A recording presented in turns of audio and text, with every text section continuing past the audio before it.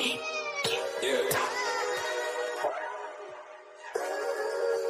We really boxing. Who wanted the baddest? Let's see. Oh, we boxing? Yeah, we boxing. I need that belt like it ain't no other option. So we punching and weaving and blocking. Defeat ain't an option. Let them know. Shoot a video, put it on BVO. Let them know. Every time I punch, it's a heavy blow. BVO. Bound to hit like bricks cause it was set in stone. Let them know. I ain't getting body, but I'ma hit this flow. Yeah, way more than a show. This is BVO. This how it's finna go. I'ma throw some jabs. Make them think my punch is weaker than I hook his ass. This the ring, not the kitchen, but I'ma cook his ass. Me and him, that's the pro versus the rookie class. All my life I had to fight, but I still love it. Me and BVO got moves that you can't steal from us. And these haters be throwing shots, but I don't feel nothing. I ain't gonna lie, shit, they alright, but we a little rougher. Stepping for the title and facial rival, this ain't no little tussle. Bet I be no bird, being chicken to get your feathers ruffled. Footwork, I'm dancing around my opponent like the Cupid shuffle. Good work, bodies hit the flow, they can't move a muscle. The upside is we ain't in the streets, shooting and shooting up. Catch me in the ring, sticking, moving and suited up. I know everybody can eat, but I ain't full enough. Oh, you said it's smoking some beef? I guess I'm pulling up. Oh, we boxing? Yeah, we boxing. I need that belt like it ain't no other option. So we punching and weaving and blocking. Defeat ain't an option. Let them know. Shoot a video, put it on BVO. Let them know. Every time I punch, it's a heavy blow. BVO. Bound to hit like bricks cause it was set in stone. Let them know. I ain't getting body, but I'ma hit this flow. Yeah, way more than a show. This is BVO.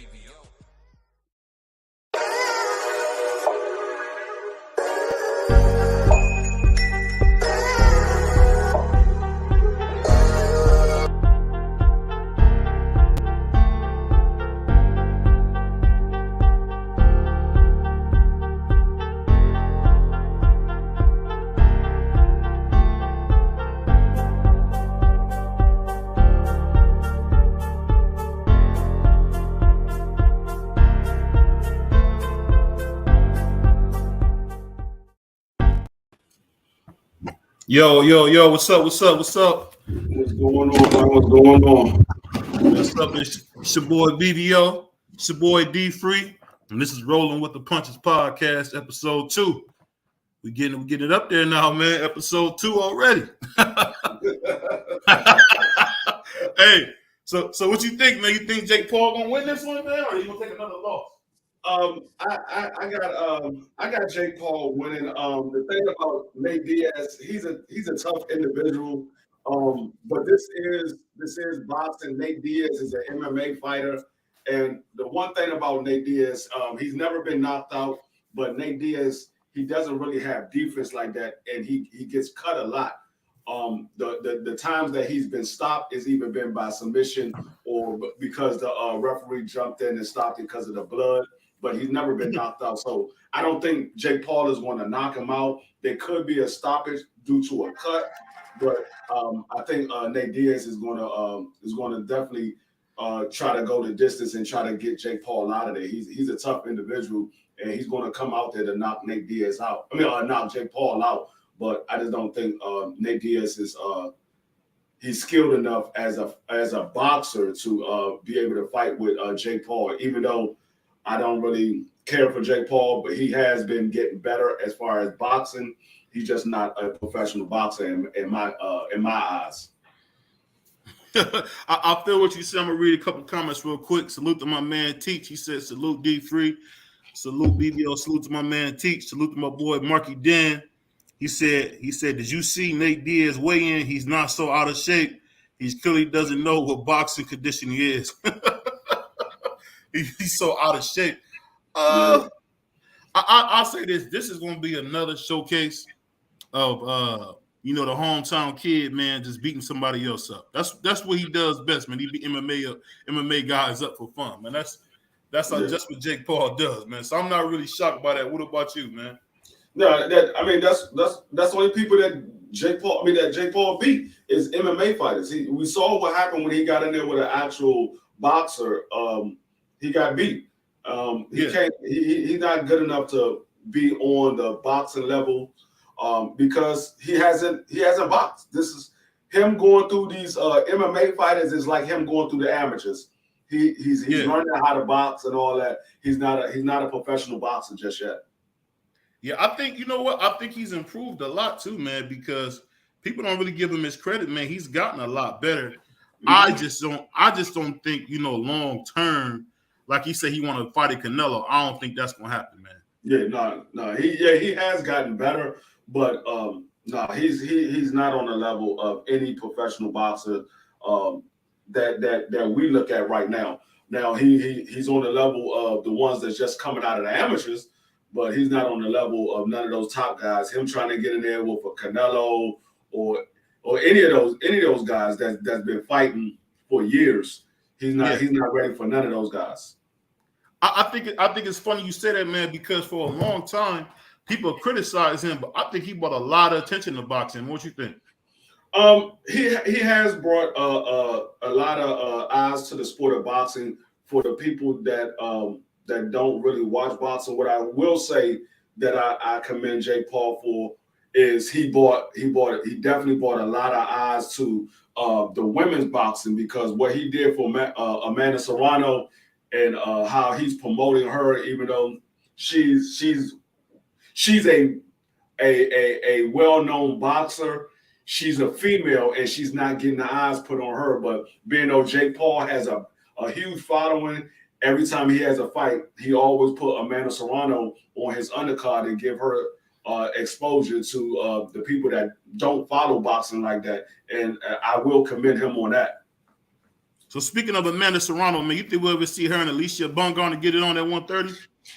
Yeah, because I've been watching it while I was waiting for you to come up here.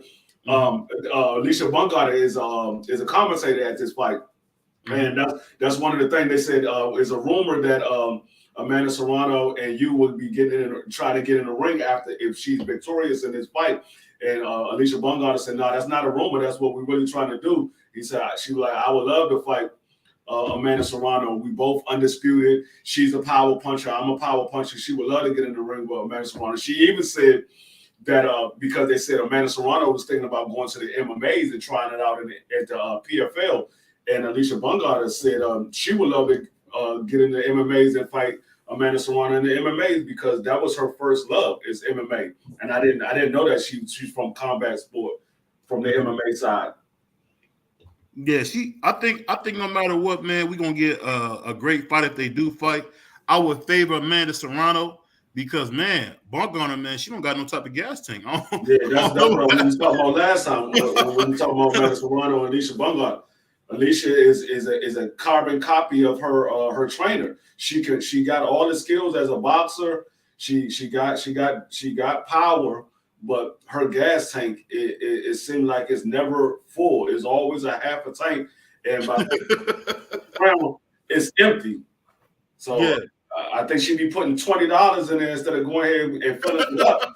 She need to go ahead and fill it up instead of stop being cheap and just putting $20 at the gas pump. Yeah, she really, you know what I think it is, man. I think she's not doing no type of road work like you said before, and it's really showing up. My man T said, "Have you? I have Nate Diaz getting knocked out in the first or second round." And my man said Morton would destroy Jake Paul. You know who I think would beat Jake Paul, man? That's a YouTuber. You ever seen Salt Poppy fight? Who? His name is Salt Poppy. The dude with the glasses. You seen him fight? I might have seen him. I might know who he is by face. I probably don't know him by name because it's a lot. It's so many fighters that I watch. A lot of them I don't know by name. I just be watching boxing, so I might know him by face and just not by name. Yeah, he been beating up all the YouTubers, man. Him and KSI was supposed to fight, but KSI said no because he didn't want to get beat up. And it was funny, man. Salute to my man, Pro Mike Connor. He said Jake Paul. You know what? For a dude from Cleveland, I'm telling you, D-Free, I think what Jake and Logan Paul did is terrific, man. To be from Cleveland, man, and be able to be some of the biggest dudes in the world, I think that's crazy, man. What you think?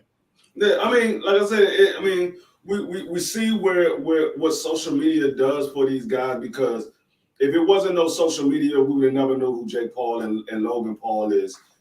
They got their exposure from YouTube and they really made a name for themselves when Logan Paul started calling out Floyd Mayweather and Jake Paul was fighting KSI. That's when they made their name for themselves. But if it wasn't for social media and the YouTube world, we would have never known who Jake Paul was and none of that. But we see how the sport is evolving to social media. A lot of people follow boxing through social media and YouTube. And you know the funny thing about it, man, I'm telling you, man, it seemed like everybody used Floyd Mayweather to blow up in boxing. Is that just me that think that? It seemed like Yeah, because you know something I was reading about that I didn't know. You know, right before the Tank versus Ryan fight, that Floyd did a pay-per-view for the Zone, and that pay-per-view made like I think like $10 or $15 million, and they said that's what it took for us to get the Ryan versus Tank fight. You think it's any truth to that? I mean, it could be. It very well could be because DeJong. I mean, I don't know how much it had to do with DeJong because it was Oscar De La Hoya and Ryan Garcia. But it really had nothing to do with Eddie Hearn. But I mean, it very well could be. I mean, you never know with Floyd. Floyd be saying a lot of stuff. Some of that stuff be true. Some of that stuff he just be talking just to build himself up. But you mean it very well could be true. Yeah, I thought that was cool to think, you know, because I think the funny thing is, I don't think people understand, but I guess Golden Boy is getting ready to come up for a contract extension, and the Zone, the actual company, is not going to re-sign him. So Yeah. it's kind of crazy how that goes. Speaking about Golden Boy, I mean, it's some news that I came across yesterday.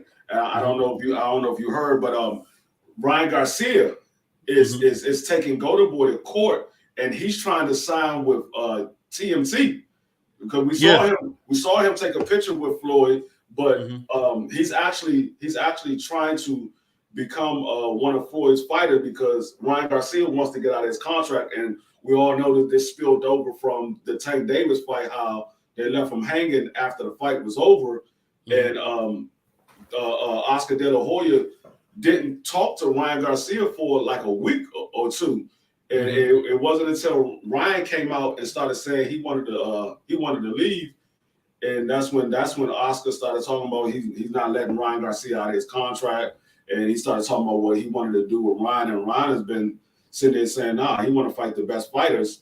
He's not trying to fight just anybody or whatever. He's trying to fight the big names or whatever. Because if you think about it, Ryan Garcia made $30 million off the Tank Davis fight.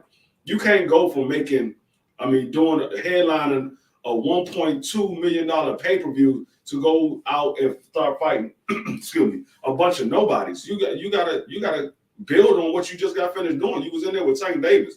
The next thing they want to see you in there with other big names. They don't want to see you in there with a bunch of nobodies.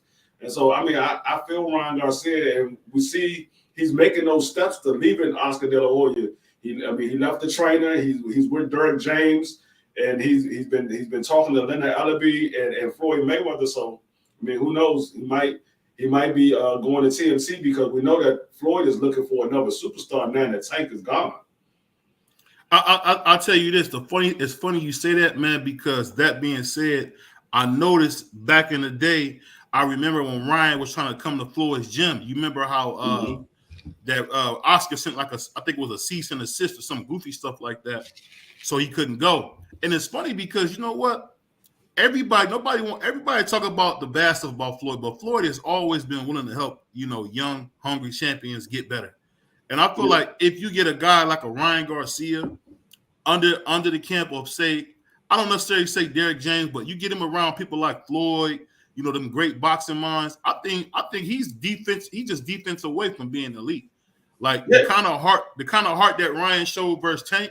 I mean, that was like fighting Goliath, man. I don't think people realize it. That he really had no chance, but he went in there, and to be honest, if he had more discipline, he probably could have made that fight interesting. But of course, he didn't, and he got beat to death. But it just was just one of them fights where I could say, you know what, Ryan ain't as far off as people think. I really don't think. I don't think he is, man. What do you think about him as a fighter? Is he an A+ fighter? What do you say? No, he's not an A+ fighter, but he's not without skills. Ryan, we know Ryan got fast hands, he got power. The only thing Ryan doesn't have is the technique. He lacks technique, and he lacks foot movement and head movement. But a teacher like Derek James, that's one thing that Derek James is going to teach him. He's going to teach him the fundamentals, and something that nobody has ever taught Ryan Garcia. Everybody that see Ryan Garcia fast hands, and he could do that to a certain level. Once you get to the big leagues, just having fast hands is not going to cut it. So I mean, we saw it with the Tank Davis. He been crying for the Tank Davis fight for a few years, and he finally got it. And we've seen that you having power and fast hands is not enough to beat a Tank Davis. You got to have some skills, and it's not just Tank Davis that you're not going to be able to beat. It's the other top guys that's on the A+ level or on the B+ level. I give Ryan Garcia, he's probably like a B-, maybe a C+ fighter, because he doesn't have the fundamentals to move forward. But if Derek James can get him to be able to move his feet and work behind the jab and have the fundamentals down, Ryan Garcia can make some noise in the sport of boxing because of his speed and his power. That's the fact. I'm gonna read a couple of these comments. My man, I think it's Opalit LDTV said blessings D free. Is it Opalit? It's might be saying. Damn, it's on the tip of my tongue. You said Opalit. I'm saying it wrong. Optimate LD. Optimate LD. Salute. My man said Ryan likes. Teach said Ryan likes Leonard Ellaby. Teach also said that's why he said after he beats Tank, Ellaby should join his team. I mean, you know what? I gotta say this, man. Leonard Ellaby is a heck of a promoter, man. People took all that crap about Ellaby, but one thing I noticed with him, he seemed to be pretty upfront, man. Like I gotta say, man, for a promoter, hey, that brother don't get enough credit, man. He came in looking like Jim Brown. Remember how he came in there for the Tank press conference? But you know what? Everything Little Ellaby says seems to be true. So salute to him on that. My man LDTV said, teach Nate going to sleep. My man Juan, how's it going? He said, what's up, my guys? Let me see. My man Brian in the house saying, what's up? Salute to my man Brian, my TWT brother. We in here. But I tell you this, the thing about Ryan Garcia, and I want to ask you, man, does he have enough talent to be anything like an Oscar De La Hoya?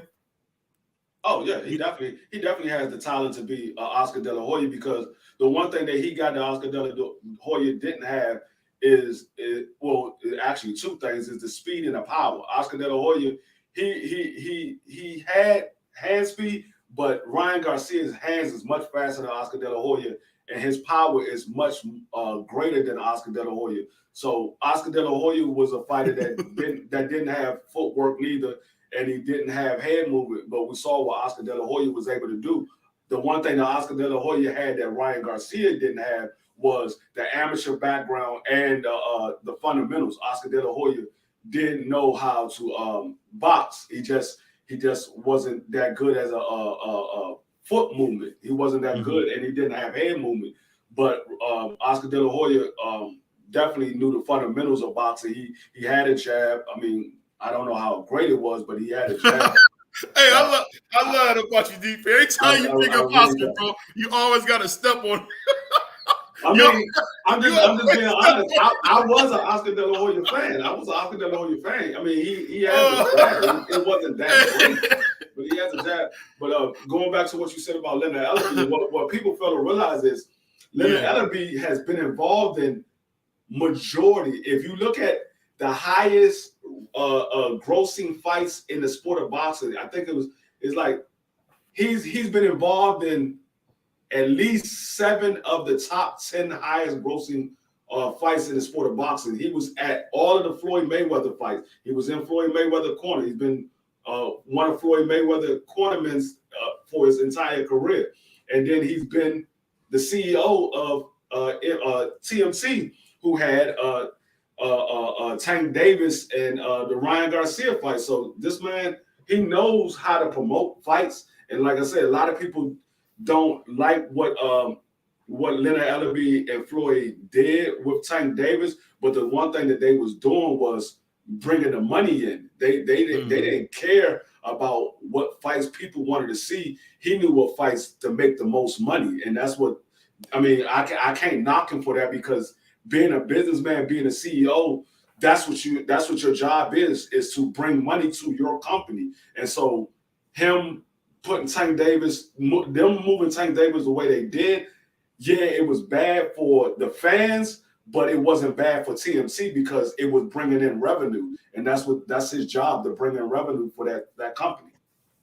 And you know what? And remember, people don't remember that boy Tank sold out Crypto Arena, Staples Center, man. Like now I didn't been there, man. That's a big stadium to be selling out, man, especially for a boxer. So I know, but it's the thing too. You realize that PBC got the number 5 and the number 6 biggest fight gates of all time, just in 2023.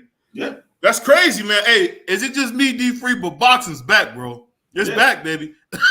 2023 is the best year in the sport of boxing in a long time. I think the last time we were seeing these many big time fights, we have to go all the way back to when Floyd and Oscar was still fighting, and Bernard Hopkins and all those guys when they were still fighting, because we wasn't seeing these type of big fights as of late until 2023. That's what we've been crying for the past 5-6 years. We've been crying about these big fights. We want to see these big fights. And 2023, they've been putting on nothing but big fights since January came around. We've been having big fight after big fight after big fight. Yeah, and you know, it's so crazy you say that, man, because remember everybody kept saying Top Rank, Al Heyman's going broke, PBC's going broke. So, you know, like my man RG3 said, your brother from your Redskins, man, I don't care what they say, they always gonna be the Redskins to me. Forgive me. What he said, I guess those jigaboos were wrong, wasn't it? I don't know if you seen that when RG3 said that. What did he say? I think everyone loved Oscar in this area. Everybody loved Oscar except my brother D3, man. No, I was an Oscar fan. I'm gonna keep it real regardless. Like I said, I was an Oscar fan, but Oscar didn't have no footwork. His footwork was horrible. God. Go back and look at Oscar De La Hoya fight. His footwork was horrible. It was, but I gotta put your don't know shit about boxing. Don't know shit. Yeah, Oscar don't know shit about boxing. You are absolutely right. He don't know shit about boxing. You're absolutely right. Oscar don't. Hey, you gotta watch it. Hold on, what he say? Laugh my butt off, chill. De La Hoya was nice. It wasn't no Mayweather, but he was nice. He had more power in both hands. And I'm gonna tell you this: if he wouldn't have fought Oscar, it might have been curtains for your boy, Pretty Boy. Just want you to know that. If he'd have fought Oscar when Oscar was a little bit younger, we might have had some. We might have had some. I didn't say we would have. I said we might have had some. I put it like this: it wasn't Floyd Mayweather's fault that he didn't fight Oscar a little bit younger. He's been trying to fight Oscar for years. It was Bob Arum and Oscar De La Hoya. What the fuck you say? It was Bob Arum and Oscar De La Hoya. The reason why he didn't fight him earlier. He was trying to fight Oscar for years. Bob Arum wasn't trying to make that fight. He said LB doesn't get a lot of credit. Also, my man Juan said he knows how to max the profit for his fighters. So salute to the man. I agree with that. Salute to my man ATX Lab Life, aka Big Tex. My TWT brother was popping, man. What's going on, my man Brian? Hey, but I'm gonna tell you this, man. Everybody, I want y'all in the chat to tell me, is it just me, or does my brother D3 always find a way to slap Oscar in the back of the head? Every time he like Leonard Ellaby, he always slap him in the back of the head. I never hear you say, it's the same man that beat Pernell Whitaker, Tito Trinidad. I mean, y'all never hear none of that. I always hear about He ain't beat no Trinidad. He should have beat Trinidad. He played around the last. My bad, you're right. He didn't beat him, but I'm just saying, you know how you do. You always stack him in the back of the head every time you get a chance. I'm gonna tell you like this. The one thing about me, I'm gonna give you your credit, but I'm gonna also point out your flaws. Yeah, hey, man. Like my father said, man, you're a hard man to please. Hey, I say that pause, man. You're a hard man to please, my brother. Hold on 1 second. What do you say? He does. Nardi Free is right. Teach. I'm gonna tell you like this. Every boxer, we wish every boxer moved like Oscar. Oscar fought everybody. If you said his name, you're getting beat up. If you said his name, what I will say is Oscar, and that's why I don't understand the reason why Floyd and Oscar was moving their fighters the way they did, because Floyd was trying to fight everybody, and Bob Erman wasn't making the fights, and a lot of fighters was ducking Floyd Mayweather when he was younger. And I'm like, you know what you was trying to do and how they maneuver maneuver people around you. Why would you do your fighters like that? And then Oscar De La Hoya, he came up fighting everybody. So I'm like, you made your name by fighting everybody. That's how you became the Oscar De La Hoya that everybody loved. Why would you move Ryan Garcia the way you moving him? And why would you move Victor Ortiz and what's the other guy? The other little Mexican guy, Virgil Ortiz. I mean, yeah, Virgil, but not Virgil. What's the other guy he got right now that's been ducking Jamal for years? Oh, you talking about Javier? Not Javier. Miguel. Jaime Mugia. That's why I'm like, how are you moving these guys like that? And I mean, you know how it is in the sport of boxing. The fans are going to pay to see the big fights. We saw what Tank and Ryan did. We haven't had $1 million pay-per-view. I mean, $1 million pay-per-view buy since Canelo fought what? Triple G. Did on he do HBO. He did $1 million. Yeah, Triple G on HBO. On HBO. Yeah, since then. How many years ago was that? Man, we going up almost 10 years, man. Right, that's what I'm saying. That's been a minute. He said. So why would you move your fighters like that? The fans are going to pay to see big fights. If it's a big fight, it's two fighters that's at the top of the division or close to the top of the division. Fans are going to pay to see it. So salute to my man. Teach what he said. I agree with DDO. That's why we like Oscar in his era. Coming to the end of his career, it's about money. But I'm gonna tell you something funny about Oscar that we gotta bring up. He didn't have to fight Manny Pacquiao, but he did. And think about it. That's when he was back drinking, smoking, getting high. But before Oscar was getting high, nobody could touch him, man. If he wouldn't have had, go ahead.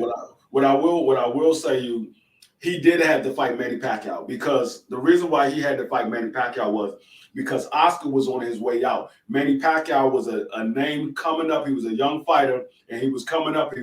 He was making a lot of noise. And so for Oscar to stay in the limelight, you had to fight those young, hungry guys that everybody's looking at now. Because without Oscar fighting those young guys, they're always going to say, well, why didn't you fight Manny Pacquiao?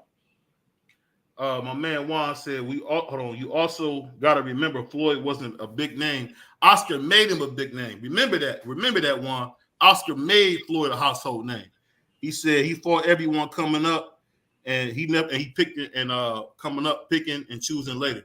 One thing about Oscar didn't make no household name. Floyd made himself a household name. Oh, no, D3, stop. Floyd made himself a household fight. Listen what I say. The only credit I would give Oscar in the Floyd situation was Oscar took the fight. Floyd made himself a household name because he bet on himself. He took whatever Oscar gave him, and he said, I'm taking this fight because when I beat you, everybody's going to have to follow me. I'm the money man now. And that's exactly what he did. He bet on himself. So I like I said, I give Oscar credit for taking the fight, but it was Floyd that made him who he is, because Floyd said, I'm leaving Bob Erm, I'm buying out of my contract, and I'm taking my career in my own hand, and I'm betting on myself. And that's what he did. And he made himself a household name. And I'll put it like this. If he wouldn't have fought the Golden Boy, he would not be what he became. The Golden Boy pushed him over the hump, bro. I'm telling you, he pushed him over the hump, man. He really did. Like I said, Floyd wanted to fight Oscar. It wasn't like Oscar called out Floyd. Floyd called out Oscar. He was 2 weight classes down. What could he do? He would look crazy calling the guy. It wasn't like Oscar called out Floyd. Floyd called out Oscar. He said, I want Oscar.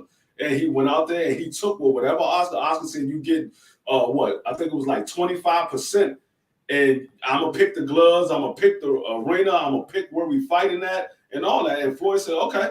And he took the fight because he knew once I beat you, I'm going to be the man that everybody going to want to fight. It wasn't that fight at 154 pounds? When he fought Oscar, yeah, he was. Shout out to my bro BBL. Shout out to homie D3. What's up with y'all? Oh, chilling, man, chilling. Hey, but this is the thing. Am I wrong when I tell you my brother D3 loves to smack Oscar in the back of the head? Am I wrong about that prize, or is that just me? Nah, I feel like he gave him his credit, but he kind of like me, like I'll give Oscar his credit, but you know he just a weird bull, man. What can I say? Fuck Fred, fuck Howard, and fuck all of them.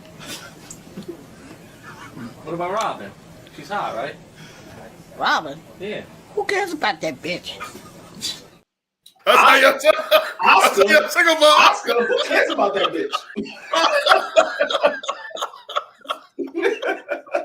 I think Oscar De La Hoya got a bunch of opportunities because he had to look. You know, he know how to speak very well, and you know, America. You know they how they are, so they pushed him. He got opportunities that certain other fighters didn't get.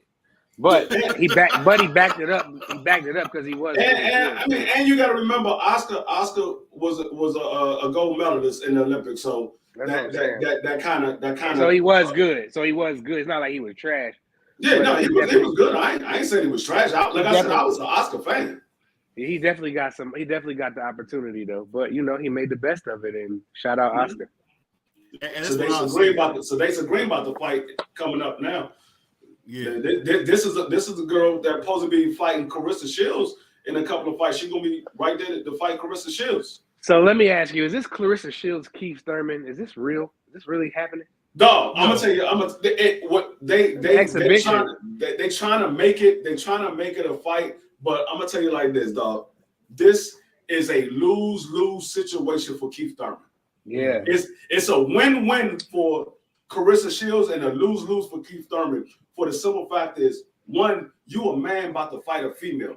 You're gonna lose for that reason. And then if you lose to Clarissa Shields, you lose for that. You can't show your face. You can't show your face ever again. That's what I'm like. It's a lose-lose situation for him. So you go in there and you beat up Clarissa Shields, I'm like, okay, you beat up a woman.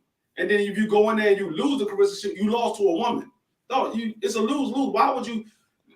I don't think Keith Thurman would do that. I think it's just a bunch of cat. Why would you even entertain it? And Keith Thurman sitting here entertaining. I'm like, no, why would you? You got Boots sitting there saying he'll fight you. You got all these other guys at welterweight that will fight you, and you sitting here entertaining a female. I'm like, that you asking to be the clown of the sport of boxing. D3, you know what I gotta do, man, and Pride, so I gotta snatch both of y'all's chains, man. Y'all boys talking wild, man. There's a lose for him. Man, give me that chain off your neck, man. Because he just explained I'm gonna tell BBO why. I'm gonna put it like this. You didn't hear him? If he beat her to death, he'd be the 3-division champion.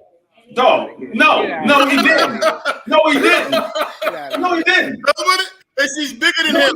No, he didn't. No, he did not. I'm gonna tell you what he did. If he beat Clarissa Shields, he beat a female.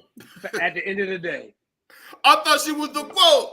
I thought she was better than him. She's a woman greatest of all time. Woman greatest of all time. But she don't need to be getting, and I don't even know why Clarissa's doing this. If she wants to fight a man, she should find some kind of journeyman or something like that she can whoop on. I really don't want to see her get in the ring, even in an exhibition with Keith Thurman, because Keith Thurman can't afford to look bad against a woman. But I just hope it don't go down. I don't want to see Clarissa in there doing that. She needs, she's running out of options because she's that good. And, it's a shame Is she that good? Is she that good? Yeah, absolutely. And this what I'm gonna say to both y'all brothers. I wish I could see both y'all brothers, man. I'd step on both y'all shoes, man. Cause y'all brothers is tripping, man. Y'all brothers is tripping, man. I would tell you why y'all tripping. So what you tell me if Clarissa was your daughter, you'll be No. My daughter would know better. Like I tell anybody, I tell my daughters when she growing up, don't you ever in your life put your hands on a man. Yeah. Don't ever do that. You be okay with a man fighting your daughter? Again, D3, you heard me say, I would tell my daughter, I've been telling her since she's 4, keep your hands off a man. These chicks. I ain't talking about that. I'm talking about she ain't put her hands on a man. Clarissa ain't put her hands on a man. She want to. She want to. Regardless if she wants to. I'm just talking about the simple. That's just like my daughter sitting here talking shit to a dude. I'm like, you know, you ain't supposed to be talking shit to a dude. But if that dude put his hands on my daughter, I'm not saying shit to my daughter. I'm going after that nigga. Hey, D3, why you always I ain't gonna tell my daughter. Hey, D3, why you always talking about violence, bro? Why you always not to talk shit to a dude? But I mean, talking shit and putting a hand on somebody is two different things. Right. You talk. I'm gonna tell my daughter, talk your ish, hey, baby. D3, Talk your you're not gonna talk to him. You're not gonna try to get him better. You're gonna just go ahead and hurt him, brother. Nah, I'm gonna do what his father should have did to him when he was a young man. Never put your hand on a female, so I ain't talking. A dude put his hands on my daughter, I'm whooping his ass. I don't give a fuck how old, how young he is, how big, how small he is. I'm whooping his ass. Whoa. I don't know. I don't even know. Whooping on one of them young boys. I probably get the stick. I ain't gonna lie to my daughter. I will beat the snot out of that dude and then tell him to go get his father so he can get whooped next too. Go get his father. I'm not happy. What my man Juan say? Because that would be wild. But I'm gonna tell you this. This is a funny thing about boxing, y'all. When y'all talk about boxing, if you go in there and beat her up, it's nothing more than when Billie Jean King played. Who was that? What was that tennis guy's name? Who is Billie Jean King? I can't remember who she played for tennis. She wanted to show who she was the best. At the end of the day, I was about to say, you talking about tennis and boxing, bro? We talking about combat sport, and you talking about tennis. That's like a female going out here getting on a football field with these daggone NFL players, and she get blasted. You like, got your ass out there. I feel what you said. All I'm saying, D3, like you said, it's true. It's a lose-lose. I think if I was Keith Thurman, I would go in there and stop her and let her know, hey, don't you ever mention my name. That's what I would do. If I was Keith Thurman, I'd be like, excuse me, shorty. You realize you're a female. I don't care how much of a growth you is, how many women you whoop, you're a female. Because did you hear what Sean Porter said? No, regardless of how we think about Keith Thurman, if he hit Carissa Shields one good time, she's going down. I don't care how much of a growth she is. She get hit by Keith Thurman. Like I said, regardless of how we feel about Keith Thurman still got power. Regardless of how we feel about him. If he hit Carissa Shields one good time, she's going down. It's going to be ugly. It'll be ugly. One-time Thurman is a former unified champion. At one point, he was the number one welterweight in the world. Like D said, you know, regardless of what we think about the dude, man, he still got cracks, bro. And I don't want him seeing hitting the GWOAT. GWOAT need to go and leave that alone. Keith don't need to entertain him. He should have never ran his mouth. I'd have just probably put out a little statement like, "I'm not fighting my sister." I would have did something like that, but I don't want to. I hope that's not real. I don't want to see it. I'll say this, man, because both y'all cats, man, as politicians, man, y'all want to keep it real. What he should do is get in there and give her a boxing lesson. I mean, it's just that simple. He should go in and give him a boxing. But speaking of that, I'm gonna ask y'all guys this: do you guys really believe Tank wants to fight King Crawford, or is that just a joke? No, that is not real. Because the only way Terrence Crawford is going to fight Tank Davis is if Terrence Crawford go down to 135. Tank Davis ain't going to 147. He said he's not fighting at 140. He ain't going to 147. Terrence Crawford gonna have to go down to 135. And if he squeeze his body down to 135, Tank Davis probably put his ass to sleep. Man, he's gonna be weight drained. Tank ran his mouth. Tank ran his mouth talking about he can come to here knock. What he say? He said I knocked Terrence Crawford out. Man, Terrence Crawford will brutalize Javante. Not if he go down to 135, he won't. Man, Terrence Crawford won't go down to 135. That's what I'm saying. So it's not going to happen. But Tank said at 147, didn't he? No, he never said at 147. He just said I knocked Terrence Crawford out. He never said at 147. Man, even at 140, Bud will destroy this dude. Like, he's not fighting him at 140. Do y'all realize Tank Davis is still the A side, regardless of if Terrence Crawford is 2 divisions undisputed. Tank Davis is still the A side. He brought in $1.2 million. I mean, I wouldn't even want to have that kind of debate because that's just so not realistic to me to even. It's not realistic. But like I said, The only way he would fight, because like I said, Tank Davis is the A side. He would have to fight on Tank Davis's terms. He's the A side. Is no ifs, ands, buts about it. Like I said, that man brought in 1.2 million pay-per-views. It'd be like this. What Bud and Earl did. Bud and Earl brought in 650,000 pay-per-views. Yep. They did roughly half of what Tank and Ryan did. People were stealing, boy. Hey, you know the funny thing about it, man, when you're talking about a guy like King Crawford, man, this guy, man, he really would be, I think, seriously, he'd be too strong for Tank, man. He just would be too strong for him. This girl, Gray putting paws on this girl. Yeah, she beating her to death. her face all red. If they had longer rounds, man, she'd get out of here, man. These fights is like so uncompetitive, man. I'm gonna ask you this: why is the zone like Jerry Springer now? Is that just me that's noticing that? You got people spitting on each other, the chick flashing her like Jerry Springer her boobs. Yeah, the zone looks really, really desperate right now. They wasted billions of dollars on Eddie Hearn. Did y'all see what they did? They had a tag team boxing match. They didn't be doing weird stuff, but they be playing chess and these weird games. I was just like, the zone is bad, man. It's just not good, man. And you know, again, they lost billions of dollars, dog. So when you lose billions of dollars, bro, come on, man. Like Eddie Hearn ran through them blank checks. What my man Juan said, that would be wild. He said, BBO wild, LOL, stop the goal. I mean, that's what you should go in there and do, Teach. If I was Teeth Thurman, I would go in there and stop her and let her know, hey, this is levels of this. He said, I've seen man versus woman combat sports on YouTube. It's a new thing.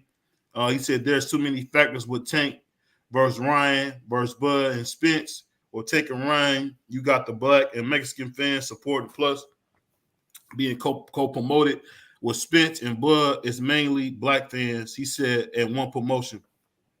Got to factor in the European fans. It wasn't one promotion. It was two. It was three promotions. No, he's talking about he's not counting like Errol and Terrence. I know he's talking about the Zone and BBC. I know that he's talking about. But yeah. He said, I got to factor in the European fans with the Tank and Ryan fights, not fans, but the Europeans using the Zone platform. I think with that fight, I mean, people don't understand, you know, not only did you have a black versus Mexican, you really just had two fighters, man, that, you know, really had been, you know, built up to fight. And to tell you the truth, it was just destined to be. Where Terrence Crawford and Errol Spence both kind of waited. Errol Spence kind of waited a little bit long to fight to fight Bud. And because he waited to fight Bud, that it kind of took some steam off the fight. What you think? And you know what? I'm sitting here looking at Sadasa Green, and she getting touched up a little bit, and she a little too flat-footed to fuck with Carissa. I don't think she's gonna be able to fuck with Carissa just standing there like that. No. She got power, but Carissa's not gonna be sitting right there for you to hit her like that. But she got a nice jab. I think that's what you got to do with Carissa. You got to put that jab on her, man, and slow her down because she just be wanting to box. She's not looking to box. But no, see, yeah. Although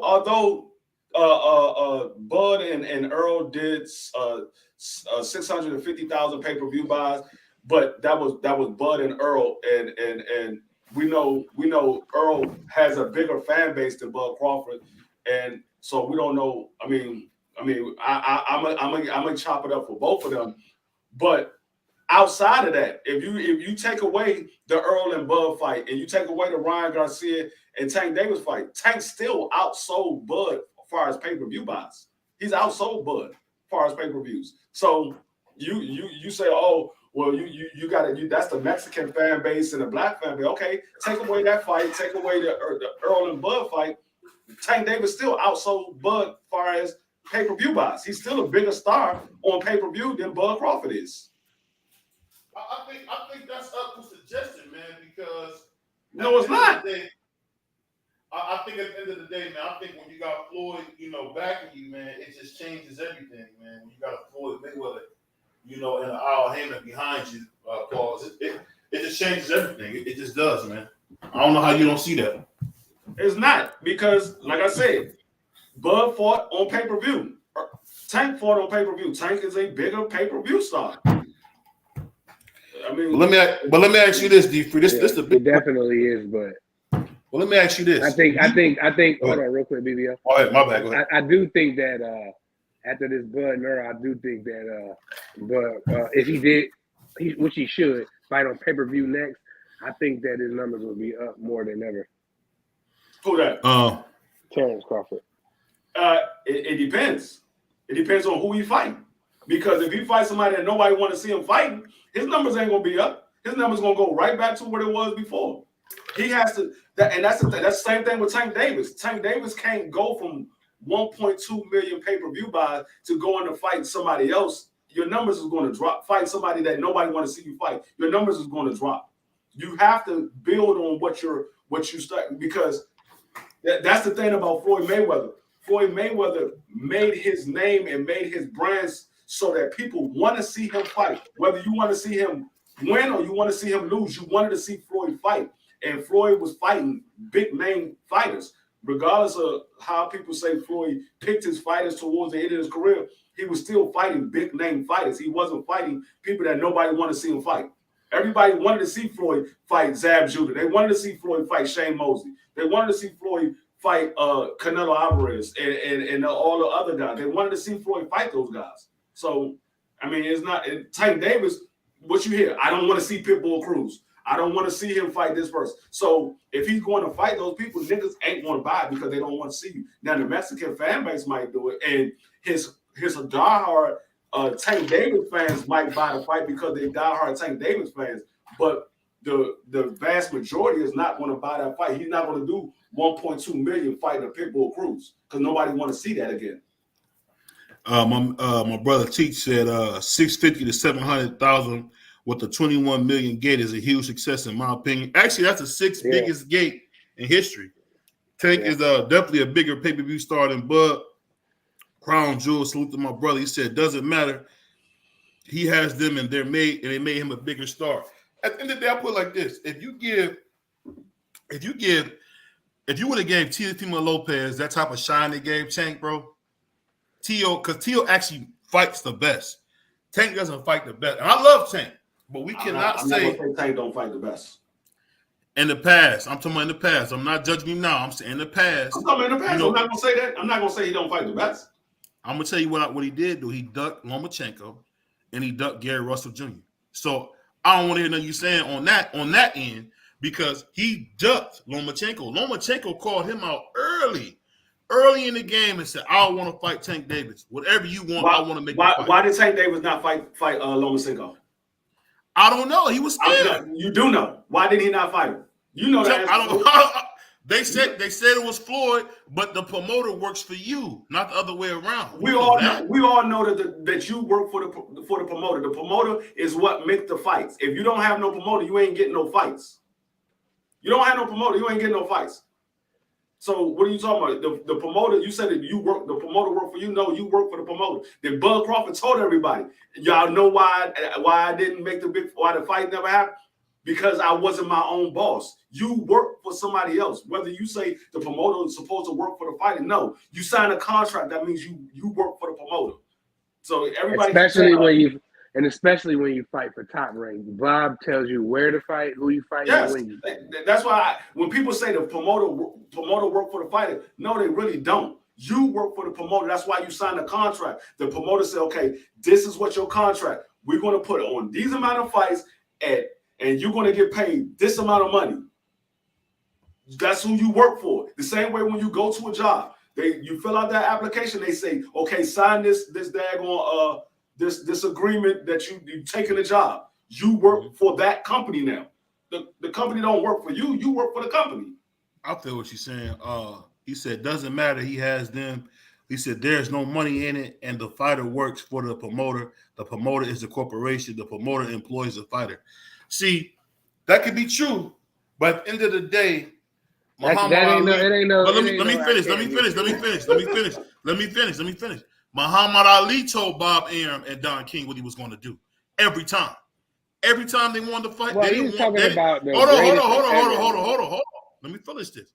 You got to remember, bro, that nobody wanted Ali to fight Leon Spinks. He said, "Shut up, I'm fighting Leon Spinks next," and he did that. So don't sit here and tell me the guy, one of the guys who invented two of the biggest promotion companies, they didn't work for him. Bob Arum talks as if he was an employee of Muhammad Ali. Yeah, but Same thing with Don King. Same thing with Don King. Also talking about an era where boxing wasn't as big as it is now, and you're talking about an era where the promoters wasn't as big as they are now. At that time, when Ali was boxing, there was no Top Rank. There was no Top Rank because Top Rank was Ali's company. That company was for Ali. That wasn't Bob Arum's company. Bob Arum took it from Ali. So Bob Arum wasn't working for Ali. He was working with Ali. He wasn't working for him. He was working with him. But even now at 90 years old, he talk as if he worked for Muhammad Ali. He doesn't talk like Muhammad worked for him. No, they worked together. They was partners. They worked together. And Bob Arum, being though he was a lawyer, he took Top Rank from Ali. That's what it was. He said, T says also he got barely promoted. The manager works for the boxer. That's what I thought. He said the manager do, not the promoter. The manager, not the promoter. Because you know good and well, Shakur, Shakur is not finna tell you like Shakur. He not finna tell Bob Arum what to do. Okay, and his manager is Jay Prince. So there's his manager. Bob Arum is the. That's promoter. What I'm saying. You know, that's what you do, D Free, and that's what Pride Spot do. Y'all don't want to keep it real. Muhammad told Don King what he wanted to do. You're talking about 1970s. You wasn't even born. You talking about Muhammad Ali. I just told you Muhammad Ali and Bob Arum was co-promoting together. They was in business together. It wasn't all the way back to Muhammad Ali to pull that out your ass and talk some crazy. What are you talking about? Pause, man. Pause. Did Mike Tyson tell Don King what he was going to do? No. Don King got Mike Tyson got knocked out by Buster Douglas, and he just fought. How was it different? They the same thing. They both fighters. That's a promoter. He was a promoter for Muhammad Ali. D Free. Bob Arum told who to fight, bro. Listen, win the fight. Don King and Bob Arum talk like they were employees of Ali. They didn't talk like they was nothing but employees of Ali. Matter of fact, speaking of Floyd, go ahead. Why did Floyd leave Top Rank? Because he didn't like how Bob Arum was moving. He didn't like what Bob Arum wasn't promoter. That's why Bob Arum wasn't getting him the fights that he wanted. So he bought his way out of the contract because he could not make his own fights. The promoter makes the fights, not the fighter. The promoter makes. I don't understand that because they told Ali, no, you're not fighting Leon Spinks. We're not talking about Ali because I told you that was in a different era. That was a different time frame with different era. The promoters and the sport of boxing ain't where it's at now. It wasn't like that back then. We're talking about now, where you have to sign into a contract. They wasn't signing into a contract. This person said, "Okay, I'm you my promoter. Okay, I'm your manager." It wasn't like it is now, where everything is written down. You sign into a contract, and you have to follow that shit by the letter. Like Ryan Garcia. Ryan Garcia is in a situation like that to where he think he hanging around Derrick James and the PBC kid. He think he finna run over there. No. It ain't gonna be that easy because he's in contract with Oscar De La Hoya. Right. And Ryan Garcia said he want to fight this person. Oscar De La Hoya said, no, you fighting this person. Ryan Garcia is taking him to court to get out of his contract because he's not making the fights that he wants. He cannot make his own fight. When you in a contract, you can't just go to another promoter and say, okay, my promoter ain't making my fight. I'm going to go over here with Floyd because my promoter, no. Floyd will get his ass sued. Well, let me ask you this. Let me ask you this. Contract. Well, let me ask you this. I got something to trump both of y'all on this. When Sugar Ray Leonard came out the Olympics, he signed with a small promoter who did whatever he said. Roy Jones was giving his phone number out. What did you just say? What was the key word you just said? What are you talking about?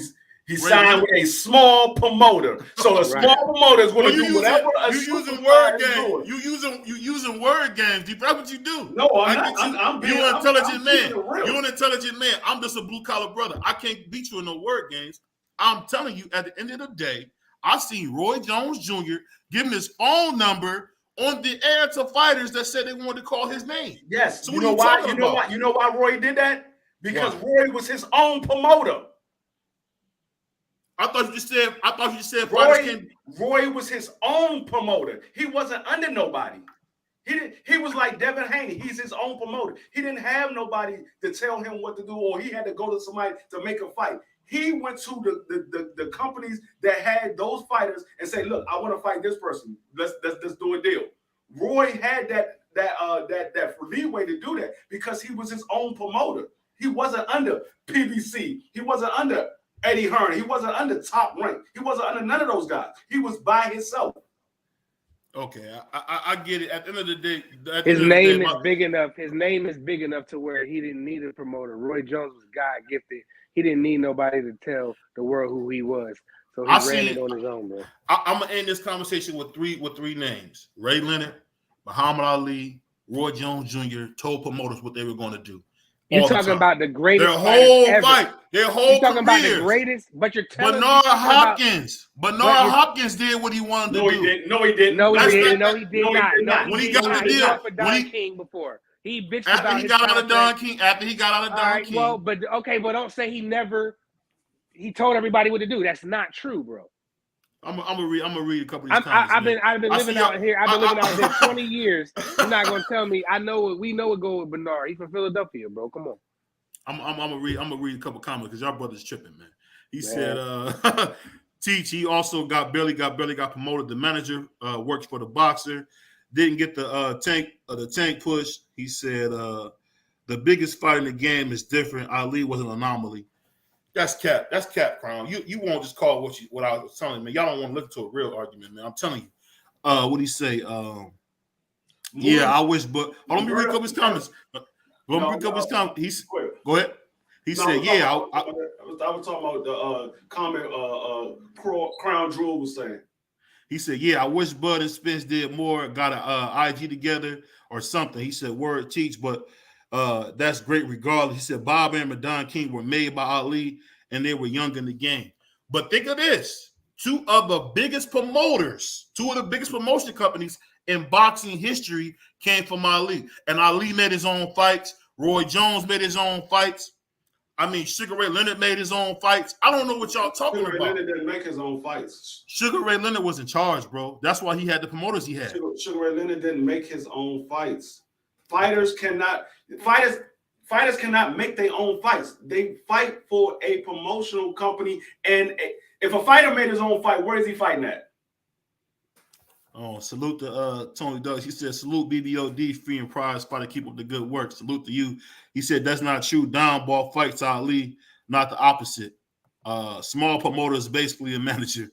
He said, no, Roy was with Murder Muhammad and then HBO. But again, the biggest fighter in the game has more leverage. No, Bernard didn't. No, that's what I was talking about. Muhammad was his manager. It wasn't his promoter. He wasn't a promoter. It was his manager. So it's two different things. A manager and a promoter is two different things. When you're like Bob Arum and Jay Prince. Right. When you're a promoter, you promote the fights and you put on the fights. A manager just find the fights for you. He's not a promoter. He doesn't promote. He doesn't put the fights on. He finds them for you, and then you go to the promoter and y'all negotiate with the promoter. So a manager and a fighter are two different things. You can have a manager and you tell the manager, look, I want to go fight that guy. Yeah. The manager said, okay, we're going to go see, we're going to talk to such and such and see if he can make that fight. He said they weren't big back then. He said Murad Muhammad was the promoter, not his manager. No matter what y'all saying, bro, I've seen Ali and Roy Jones and Sugar Ray Leonard make their own fights. Well, I tell you, you're talking about the three of the greatest fighters ever, and this is what BBO does. He goes back to the 50s, the 20s. He goes back real, and he finds these statistics and he comes up with them, and he just runs with it. I don't understand. I mean, if the fighters make their own fight, then why are we sitting here talking about why these fights are not happening? Because these fighters say they want to fight each other. Why is it not happening? Because the promoters are not putting it on. And guess what? Ryan made Oscar make this fight. Well, yeah, Oscar saw a dollar sign. Oscar saw money in it too. It was he knew he wasn't going to win that fight, but Oscar was like, "Okay, the time is now." The internet is very happy, and the reason it's so because You had a bunch of kids that never watched boxing, just watched Ryan Garcia do all these drills and skills on YouTube and Instagram, and then what they're doing is because they're smart kids nowadays, they're going and Googling Gervonta Davis and saying, "Whoa, this dude can crack," but they don't know boxing and they think that Ryan's going to knock this kid out, you know. But everybody, all the hardcore fans, we knew that Ryan didn't have a chance, and that's just it. This girl about to get stopped. She about to get stopped. She's been get stopped. She hits a Daisy Green, but she ain't got no pop on her shots. Hey, didn't Green pop up dirty? Or am I tripping? No, Dillian White popped up dirty. Yeah, Dillian White is a scumbag. Oh. He said the promoter put up the money. Ryan was able to force Oscar, but PBC promoted and not Ryan. But I'm going to say this. And get off this fact because, unfortunately, again, BBO came and had to lay a knockout on y'all because at the end of the day, like I told y'all. BBO's on the road like this white girl is right now. Wake up, nigga. We got to get this money. Wake up, nigga. But I'm gonna tell you, roast like this white girl is. She about to get stopped. But why she about to get stopped? I want y'all to know something, man. What I'd say is this, murder. It's us Ohio boys. You know how we get. You know how us Ohio niggas get down, nigga. Ohio nigga, double O. What's up, yo? Yeah. Columbus, Akron, Cleveland, Springfield, Dayton, Youngstown. What's up, y'all? Cincinnati too. I forget about you. You know I love y'all niggas. What I'd say. Yeah, what I will say, yeah, we do know how the Ohio niggas get down. Them niggas delusional as hell. No disrespect to the other Ohio's. I'm just talking about BBO. Oh, here we go. Delusional as hell. Hey, don't forget, we got a champion, man. My man, the Easter Bunny, was a champion, man, at 140, man. You know, don't forget about him. Tell me what fights he made. He ain't make no big fight. What's the other guy? The Hawk is from Ohio, too. Don't forget that. But you got to remember, tell me what fights Adrian Bona made. I said the Hawk. No, tell me what fighters Adrian Bona made. You said these fighters make fights. What fights did Adrian Bona make? No, I'm talking about Ohio. I'm talking about champion. No, I'm talking about what Jack Dempsey fought in Toledo. I'm talking about Jack Dempsey fought in Toledo. You talking about something different? I'm talking about what you were just talking about. You trying to get off the subject because you want these ropes. I'm trying to go for the knockout. I'm going for the knockout right now. Let me know what fighter Adrian Bona made. Did he say Bunny was a champion at 135? What fighter Adrian Bona made? Because last time I checked, Adrian Bona was sitting there working with Don King. He ain't make no fights. He working with PBC. He ain't make no fights. The promoter makes the fights. But I get what y'all saying. But as always, BBO was right. Because like I said, Muhammad Ali, Ray Leonard, and Roy Jones fought who they wanted. When they wanted to. What y'all do? Y'all take the promoter. Y'all see, okay, he's a promoter. And y'all see what promoter do in other forms of life. And y'all think, oh yeah, the promoter worked for this person, the promoter worked for that. It doesn't work like that in the sport of boxing. And that's what I keep trying to tell people. Everybody keeps saying promoters work for the fighter. No, not in the sport of boxing. Everywhere else, yeah, it does. The promoter work for the fighter everywhere else. But not in the sport of boxing, because in other forms of life, like basketball, football, and all that, the promoter gets paid from that sports player. In the sport of boxing, yeah, the promoter get paid from the fights being put on, but it's not the fighter that's making the fight, because the fighter don't have the money to put up for the fight. They don't have the network to showcase that fight, so they work for the promoter. Because the promoter has the network deal, the promoter has the money, the budget to put the fight on. So the fighter works for the network. We work for the promoter. Hey, that's why they say we signed you to a 3-fight deal, Devin Haney. You're going to fight 3 fights on ESPN. You're going to fight the 3 fights that I tell you fight. You fight Kambosos twice and Lomachenko, and that's exactly who he fought: Kambosos twice and Lomachenko. Hold on 1 second. I'm gonna bring up the Puerto Rican Prince, my man Crown. What's up with you, man? The Puerto Rican Prince, man. Fresh out the mouth. Hey, the African Prince. I'm half black. Hey, I'm half black, half Puerto Rican too. Yeah, okay, my African brother. But I had to jump on with this promoter comment, and I can make it real simple for y'all. the business relationship between a promoter and a fighter. It's like a record label and an artist. The promoter's the boss. They're the corporation. Whoever puts the money up is the boss. The promoter puts the money up. Now, in rare situations, fighters become really big, like Mike Tyson, like Muhammad Ali, like Gervonta Tank Davis, where they have enough money or influence where they have a little more say-so. But even in those instances, they're still a partner, and they're still usually a promoter of record behind the scenes making the fights happen. All they're doing is sharing a piece of the pie. But 9 times out of 10, a fighter is not calling his own shots. He's not making fights. He's not really promoting the card. He has an LLC, and he has his name or placard on the card. But most of them just don't have the wherewithal to be able to make a fight, which is why they have to sign to a TV network. Like when y'all said Roy didn't have a promoter, Roy was with Murad Muhammad almost his whole career. Murad Muhammad is one of the original black promoters. It was M&M Sports, so nobody knew who it was, but he was with Murad. Roy happened to be his biggest fighter, so of course he put Roy's name all over everything. How do I know this? My stablemate Levander Johnson was with Murad Muhammad at the same time. We had several of the cards.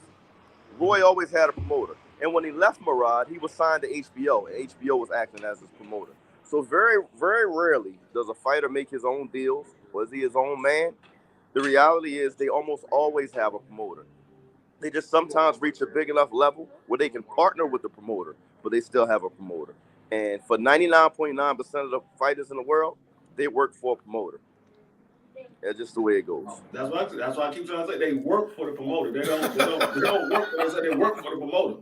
They're employees of. If you go to Mayweather Promotions page, you go to Golden Boy Promotions page, and you look at all the fighters on their roster, they are considered employees of that promotional company. Yep. Just like if you go to Def Jam and you look at all their rappers, they're employees of that promotional company. Yep. Only way you're not is if you're completely independent, and very few fighters are. You're talking about Floyd Mayweather only in maybe like his last 10 fights. Before that, he was still being promoted by Golden Boy. He wasn't signed to Golden Boy, but he was still being promoted by Golden Boy. Yeah. And to use Ali, who's, like I said, an anomaly as an example, even when you talk about Don King and Bob Arum, do you realize Don King and Bob Arum were low-level promoters at that time? Ali made them big. Exactly. So, of course, exactly. If I'm the name and you're an unproven young lawyer who's trying to get into boxing promotions, and I just so happen to be the heavyweight champion of the world, of course you're going to have to partner with me because I've already established myself in this business, and you're a baby. But at the end of the day, at this point now, Don King and Bob Arum, who they are now, is nothing like who they were back then. That's what I'm trying to tell you. They're giants in the game now. And these promoters are not Muhammad Ali. So why do so many people sue promoters now and try to get out of contracts? Because they can't move without the promoter. They can't get a fight. They can't do nothing. And BBO just wants you got to remember. Talk about Muhammad Ali and Jack Dempsey and all these other people. You also got to remember a lot of these fighters. Majority 99.9% of these fighters don't have a network to fight on unless they with a promotional company. Yeah, because a lot of times the promoter signs with a network and it brings the fighters there. Exactly. Which is why Ryan was able to negotiate with Tank. He used it to his advantage because he wasn't signed with the Zone. He was signed to Oscar, and Oscar was signed to the Zone. Right. So per the Muhammad Ali Act, which is not that old, he was able to negotiate with another promoter, make the biggest deal possible, and just give his promoter their percentage. But he still had to work with a promoter, which was the PBC, or it wouldn't happen. Yeah, he still had to get the consent of Oscar because he couldn't work with another promotion company without Oscar because he was. No, that's not true. That's not true. Muhammad Ali Act gives fighters the right to go out and make the biggest, best deal for themselves and pay their promoter their percentage. Yeah, he could have went out and tried to make the deal. But he still would have had to get the consent from Oscar because Oscar. No, he doesn't. The Muhammad Ali Act made it so a fighter does not have to get consent of his promoter if it's the best deal that can be made. He just has to pay his promoter whatever contracted percentage that they have in the contract for the promoter to get when he fights on a card outside the promoter's card. Kind of like Teofimo Lopez tried to run off with that Triller money. You know, Bob still got like 600 bands. So when he broke, Bob was going to well, see that was a little bit different though because it went to a purse bid. So it doesn't matter.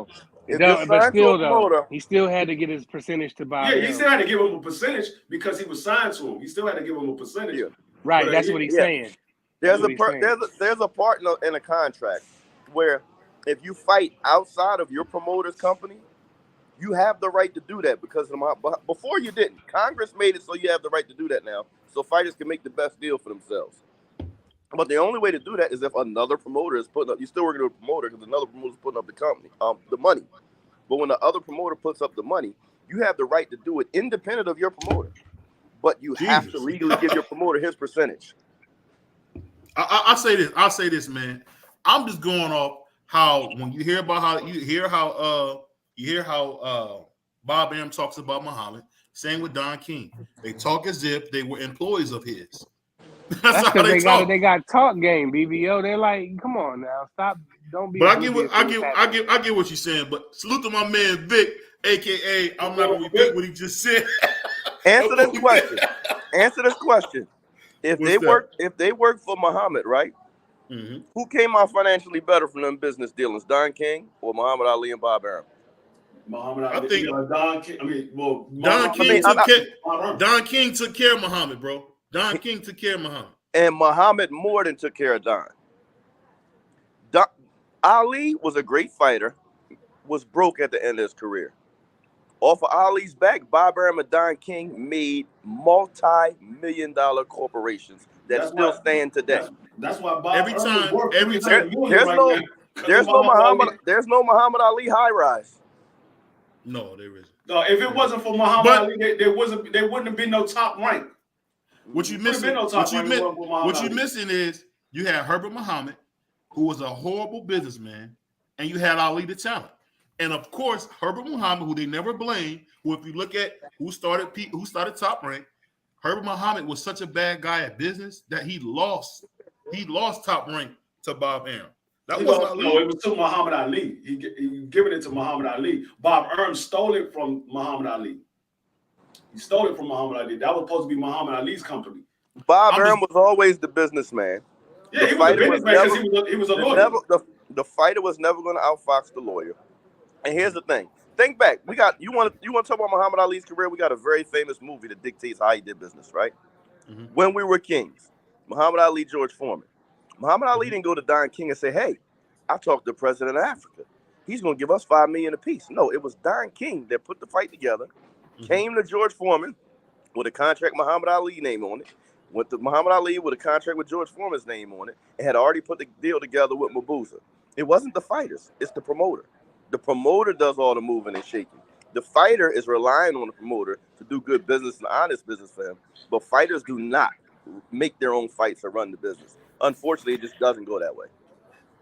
You have a few fighters that come along that you got a good point. Go ahead. Hold on. We gotta get the smelling sauce out for BBO because he sleep right now.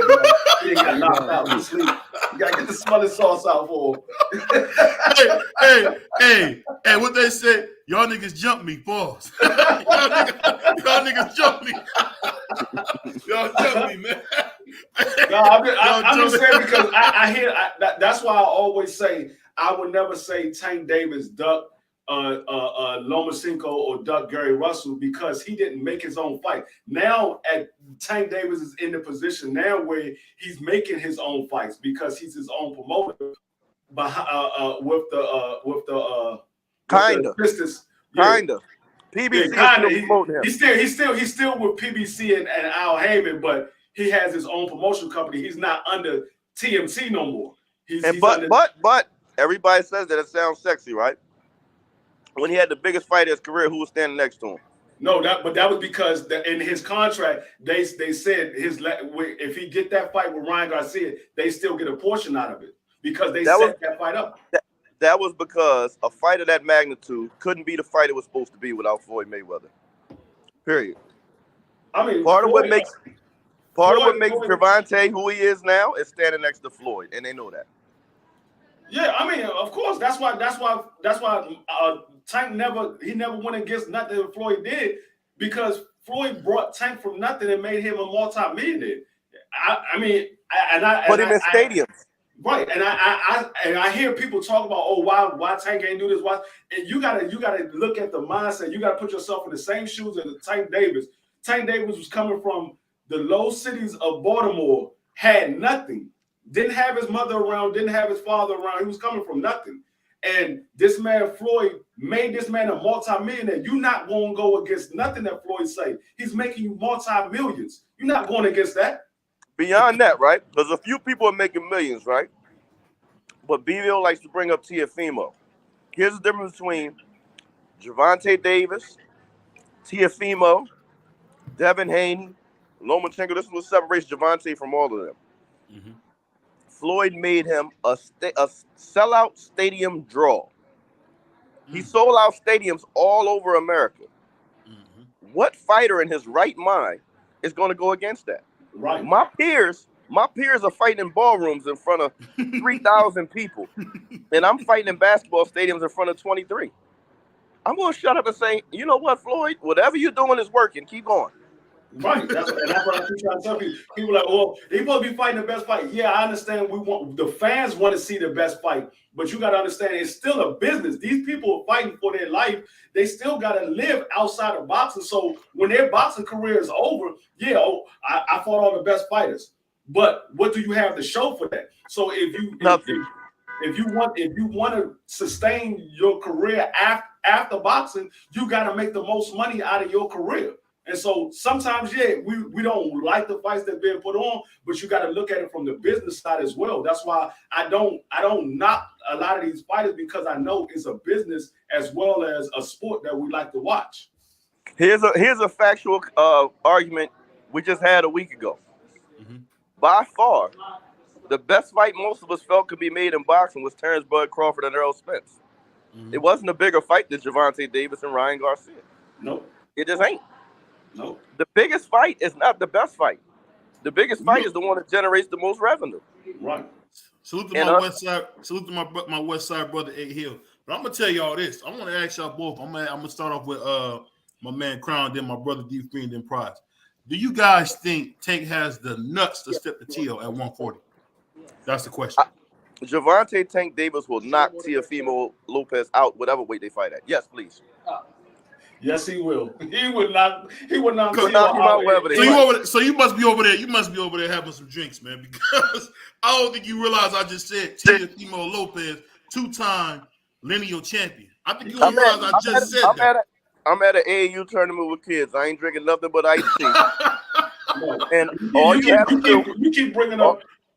All you have to do is go to the sparring footage of them two, or the many, many, many sparring footages on YouTube of Teofimo Lopez getting dropped by Manny Mo and Jack. He doesn't have a great chin. Brown, you told me that T.O. is special when his mind is right. That's what you said. He is. Has that changed? So what are we talking about? No. What he has special athletic ability, and he can punch. He also has a very questionable chin, and Tank Davis is one of the pound-for-pound hardest punchers in the game. Those two don't match. At some point, he's going to get hit on the chin. Yeah. When have you seen T.O. down other than this Cambosis? I've seen him down in sparring against nobodies a million times. Hold on. You said other than Cambosa, a person that only got 10 knockouts in 21 fights. He only got 10 knockouts in 21 fights. I like how you always try to jump on me. He said other than Cambosa, like Cambosa was a knockout artist. Other than Cambosa is a person that cannot punch. I'm sitting here with my 11-year-old. I think he can punch with Cambosos. So when did you see T.O. on the ground other than Cambosa?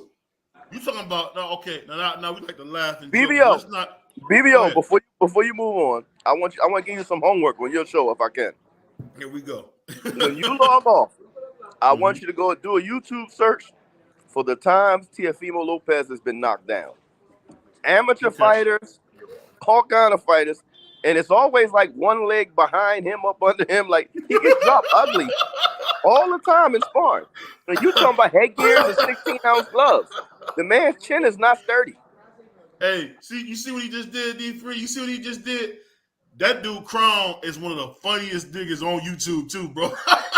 So he's just funny, man. But that's so all of a sudden. I'm just blown away. So all of a sudden, but Teofimo is just this great. Like I said, Teofimo has skills. He has skills. I'm not denying that at all. But you act like Tank Davis don't have skills. You act like Tank Davis is just somebody that's just gonna walk in and just throw one punch and see if he knock him out. No, Tank Davis can box with Tio. Tank Davis hits harder than Tio. Tank Davis does everything better than Tio. I think it'll be a more competitive fight than what we think it is, but I do. No, it's going to be a competitive fight for as long as. Hold on. Yeah, I think it'll be competitive, but at the end of the day, I think Javante get off on him, man. I think he get over. Whoa. It'll be competitive for as long as it lasts until he get caught. It'll be just like all of other Javante Davis fights when he fights bigger fighters. He's going to be cautious early because of their power and size. Mm-hmm. And eventually, he's going to walk him into something, and T.O.'s going to go take a shower. Yep. It happens all the time. And what happens whenever T.O. respects somebody? What does he do? He knocks them out cold, beats him to death. Every time. Go ahead. Who's the world-class fighter he knocked out cold? He knocked Richard Comey out cold, sleep. He's a world-class fighter? You comparing him to Tank? You comparing him to Tank? He was an IBF. He was an IBF champion, bro. He was IBF champion. What are you talking about? So was George Kambosos. And guess what he did? And guess what he did next? Then he went and stepped right to Lomachenko for undisputed. Right after that. Did he not? He had the perfect style to beat Lomachenko. I won money on that fight, even though he's an underdog. He was too athletic for Lomachenko. Didn't he beat Lomachenko way more convincingly than Devin Haney? Am I wrong to think that? He absolutely did. But we ain't talking about Devin Haney. We're talking about Javante Davis. So that's what I'm saying. We gotta be honest. T.O. is a former undisputed champion, two-time lineal champion. He's never undisputed. He was never undisputed. Why are y'all trying to steal this man's accomplishments, bro? I don't know why y'all do that. Y'all do that. Lomachenko got stripped of his title before fighting T.O. because he wouldn't fight his mandatory. You don't even got to explain yourself. BBO knows the story. He was a franchise champion. No, it's not. No, it's not. A franchise belt is not a real belt. You know, he knows that. BBO knows. He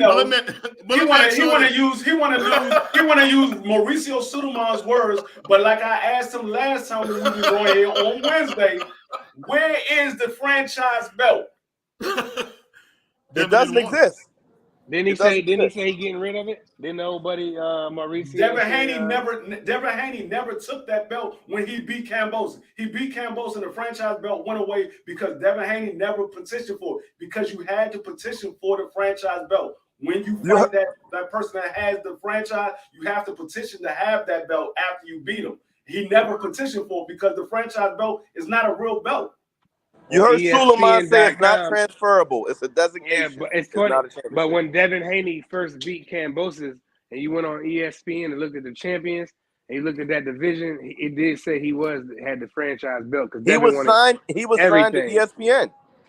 He was signed to ESPN. I can't trust you to give real news about fighters that you ever visited. ESPN is the same station that said that Lomachenko was undefeated, and we know Lomachenko lost his first fight. And they did it on TV though. Right. They put that on TV that he was undefeated and he lost his first fight. You can't trust they put it that he had Salido was cheating, bro. Salido was cheating. Salido kept hitting with low Here we blows. go. Salido was a dirtbag. Salido was a dirtbag. Go ahead. You can't trust ESPN's opinion on fighters because they own fighters. You can't trust. It wasn't the fighters. It was the sanctioning body. They were showing who were the champions, and it was pretty accurate. Yeah, but that's just their digitization again. I'm not talking about ranking. I'm talking about belt holders. WBA, WBO. I understand and ESPN, that. Regardless of what we say about ESPN, they're pretty accurate when it comes to who got the belts. You agree or not? I agree with that. But I will say that's all I'm saying. That's all I'm saying. I understand what you said. Now let me finish, please. Also, originally, when the franchise belt was made, Mauricio Suleiman came out himself and said it is not a title. It's a designation that a champion, a high-level champion, could petition for if he doesn't want to have to take mandatories. That's all it was, an excuse to sidestep mandatories and for the WBC to still collect a sanctioning fee. It was not a real belt. And again, when we're talking about the legitimacy of fighters or differentiating what fighter is who, what fighter is what, can't trust ESPN because they're biased. They own fighters. They have fighters signed to them. You can't trust the Ring magazine because it's owned by Oscar De La Hoya, who is a promoter and has fighters signed to him. The Bible of boxing. We can't trust that. Okay. No, you can't because it was the Bible of boxing before it was purchased by a promoter. Any other sport, you can't have a media and a promotional organization be the same entity. Only in boxing because there's no national governing body. But at the end of the day, Oscar said he keeps it separate. Oscar said he keeps it separate. He can say whatever he wants. I can say my house and my condo separate, but I own them both, right? You see how this dude we gotta watch Crown, man. You gotta watch Crown. This man BBO try to use everything to fit his daggone narrative. Here we go. It's false. Oh, now I got a narrative. Okay, the black man got a narrative. No, basically, all I say is you keep saying T.O. is a 2-time linear champion. All I gotta ask you is, how many times has he fought with that linear champion in the ring? How many times has he used that belt in the ring? It's not a real belt. That's what I keep trying to tell him. But let me ask you this: why was Terrence Crawford so excited to receive that belt? That's not a real belt that you said. He didn't receive a linear belt. He received a no, ring he magazine did. Belt. No, that's a linear belt. That was a ring magazine belt. That's not a linear belt. A linear belt, a linear champion is just a status. It's not a belt. It's just a status. The belt that you see, that red and white blue belt, that's a ring magazine belt. That's not a linear belt. It's a ring magazine belt. It say linear on the belt. It say linear on the belt. Newsflash. Ain't none of them belts worth $200. So nobody should be excited for none of them. All they are is something that give an organization the excuse to take 3% of your purse.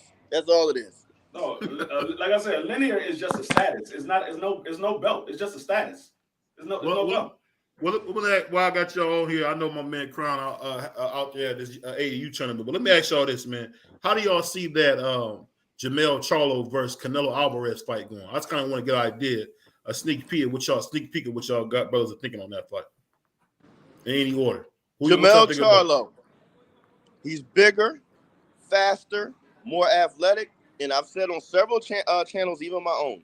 Traditionally, if you look at Canelo Alvarez, his Achilles heel is people with quicker feet than him.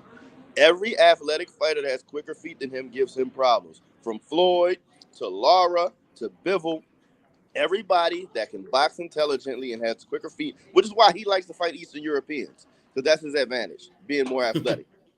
And a lot of people forget, just because Canelo has fought higher, they think he's bigger. Jermell Charlo is the bigger man. He turned pro at 154. Canelo turned pro at 147. Charlo's about 6'1". Canelo's about 5'8".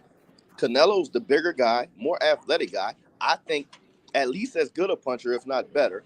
Quicker. I think as good of a boxer, much longer reach, and a whole lot younger. Jermell Charlo. They're the same age. They're the same age. Boxing wise, he's a lot younger. Canelo he fought 52,000 bartenders in Mexico. Yeah. What I would piggyback off of what he said is, like he said, Jermell is bigger, Jermell is longer, pause, and Jermell is more athletic, and he has better feet movement. But another thing is Canelo is on the downside of his career. We've seen Canelo in his last three fights. How is he on the downside? He's on the downside because the last fight. That's right. Look at his last three fights. Canelo has been gassing out a lot sooner, and Canelo has also been showing that the effects of his knee. He got bad knee. 2 fights ago, he was fighting for undisputed, but he's going down. No, 3 fights ago. Fight for undisputed. You're at your best. That just means you're at a great. That's what I'm saying. And when he fought for undisputed, he fought somebody that had a worse gas tank than he did. Caleb Payne got a bad gas tank. Earl Spence just fought for undisputed. Is he at his best? No. Earl was at his best. No, he wasn't. No, he wasn't. You can look at that fight and say Earl was at his best. No. And like I take nothing away from Bud Crawford. He did what he was supposed to do, but Earl wasn't at his best. Well, let me ask you this. So you say that, right? So that means Stephen fought one at his best when he fought anyway. That what you trying to tell me? Stephen Fulton didn't look shot against Inoue. His legs didn't look gone. He didn't look disoriented. His eyes weren't glassy. His balance wasn't off. He wasn't falling over. But he went to bed, didn't he? All the things that shot fighters do, Earl did against Terrence Crawford. His jab wasn't right. Nothing looked good against Earl. Even in the first round where Terrence did nothing, Earl looked horrible. You can't say that. Even though I love Stephen Fulton, he's from not far from me. Inoue completely outboxed him. It wasn't that he was deficient in anything. He even had moments where he looked good in that fight. He just was outgunned. There's no moments in Errol Spence's fight where he looked good. He looked like a fighter that's past his prime, that's taking too much punishment, and it's never. I disagree with that. I think Terrence Crawford is just too good. That's just what. I mean, he might. Hold on. Because I've been quiet. And let y'all get off. I let y'all get quick, cook. and you got it. If that's the case, explain why Earl looked like trash in the first round and Terrence did nothing. Because he didn't know what to do against Terrence Crawford. Terrence Crawford was moving around. Balance was terrible, which is what happens to a shot fighter. Well, a lot of people say Earl Spence's balance is off balance. A lot of people say these things about him. I just think that Terrence Crawford. Compare pre-accident footage to after accident. Again, I think Terrence Crawford. Hold on, bro. Hold on. I think Terrence. I don't want to take nothing away from Terrence Crawford. I think he just made Earl Spence look bad. But if you give Earl, let him be a little bit more active, I think Earl Spence will come back in his next fight and show you why he is the truth and he is one of the best right now. But he's just not better than Crawford. That's just it, bro. That's what I'm saying. He might very well be better than Crawford, but that still doesn't mean that Earl Spence wasn't. I don't want to hear that. I don't want to hear that excuse. There's no excuses.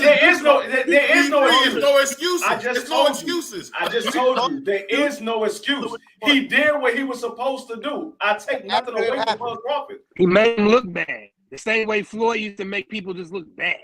Okay. He beat him up. He looked bad. Floyd's opponents didn't get 40 feet in the air driving 100 miles an hour. Man. Oh my God! You just said, I don't care about Crown, did you say that? I don't care about that. And then when that happened, and then after that happened, what did he do to Ugas? So I don't want to hear that, bro. I don't want to hear none of that. Ugas showed. I want y'all to go on my page and have a video up, and it shows my Facebook post the night of the Ugas fight, and I'm going back and forth with a boxing writer and somebody that works for the IBF named my boy Rob Scott. And he was saying what you saying. He was saying Earl looked great. And that night he beat Ugas. Even though I thought it was a big win, I pointed out Ugas exposed what Danny Garcia didn't, because Danny Garcia didn't do enough.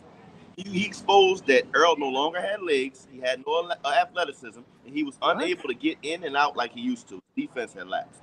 Go back, like I said, Crown Jewel Boxing TV. I have a video on it, and I actually show my Facebook post from the night of the Ugas fight where I said Earl was different, even in the win. Because I don't just look at the result of the fight. I look at fighters a little different. As a former fighter myself, I look at their legs. I look at their body language. I look at their activity. Oh, you cut out. Hey, I think Earl Spence looked pretty solid in the Ugas fight. Danny Garcia, okay. I'm not giving him no excuses. I love Earl Spence. He's a great fighter. I really like Earl Spence. But at the end of the day, I think Terrence Crawford just made him look super bad, because Terrence Crawford. What I will say, and the reason why I would say that I know there was something off with Earl Spence, and you might agree, you might disagree. What I would say is, look at the fighters that Terrence Crawford fought in the past. Do you think any of those guys will beat Earl Spence? I mean, no. I would say no, but okay, you say no. All of those guys, none of those guys that Terrence Crawford fought in the past will beat Earl Spence. None of those guys. I think Kell Brook before the accident would have beat Errol Spence. I mean, before Earl Spence knocked him out before. No. This is what I'm saying. I'm talking about if he would have got him before he got running the Triple G. What are you talking about? What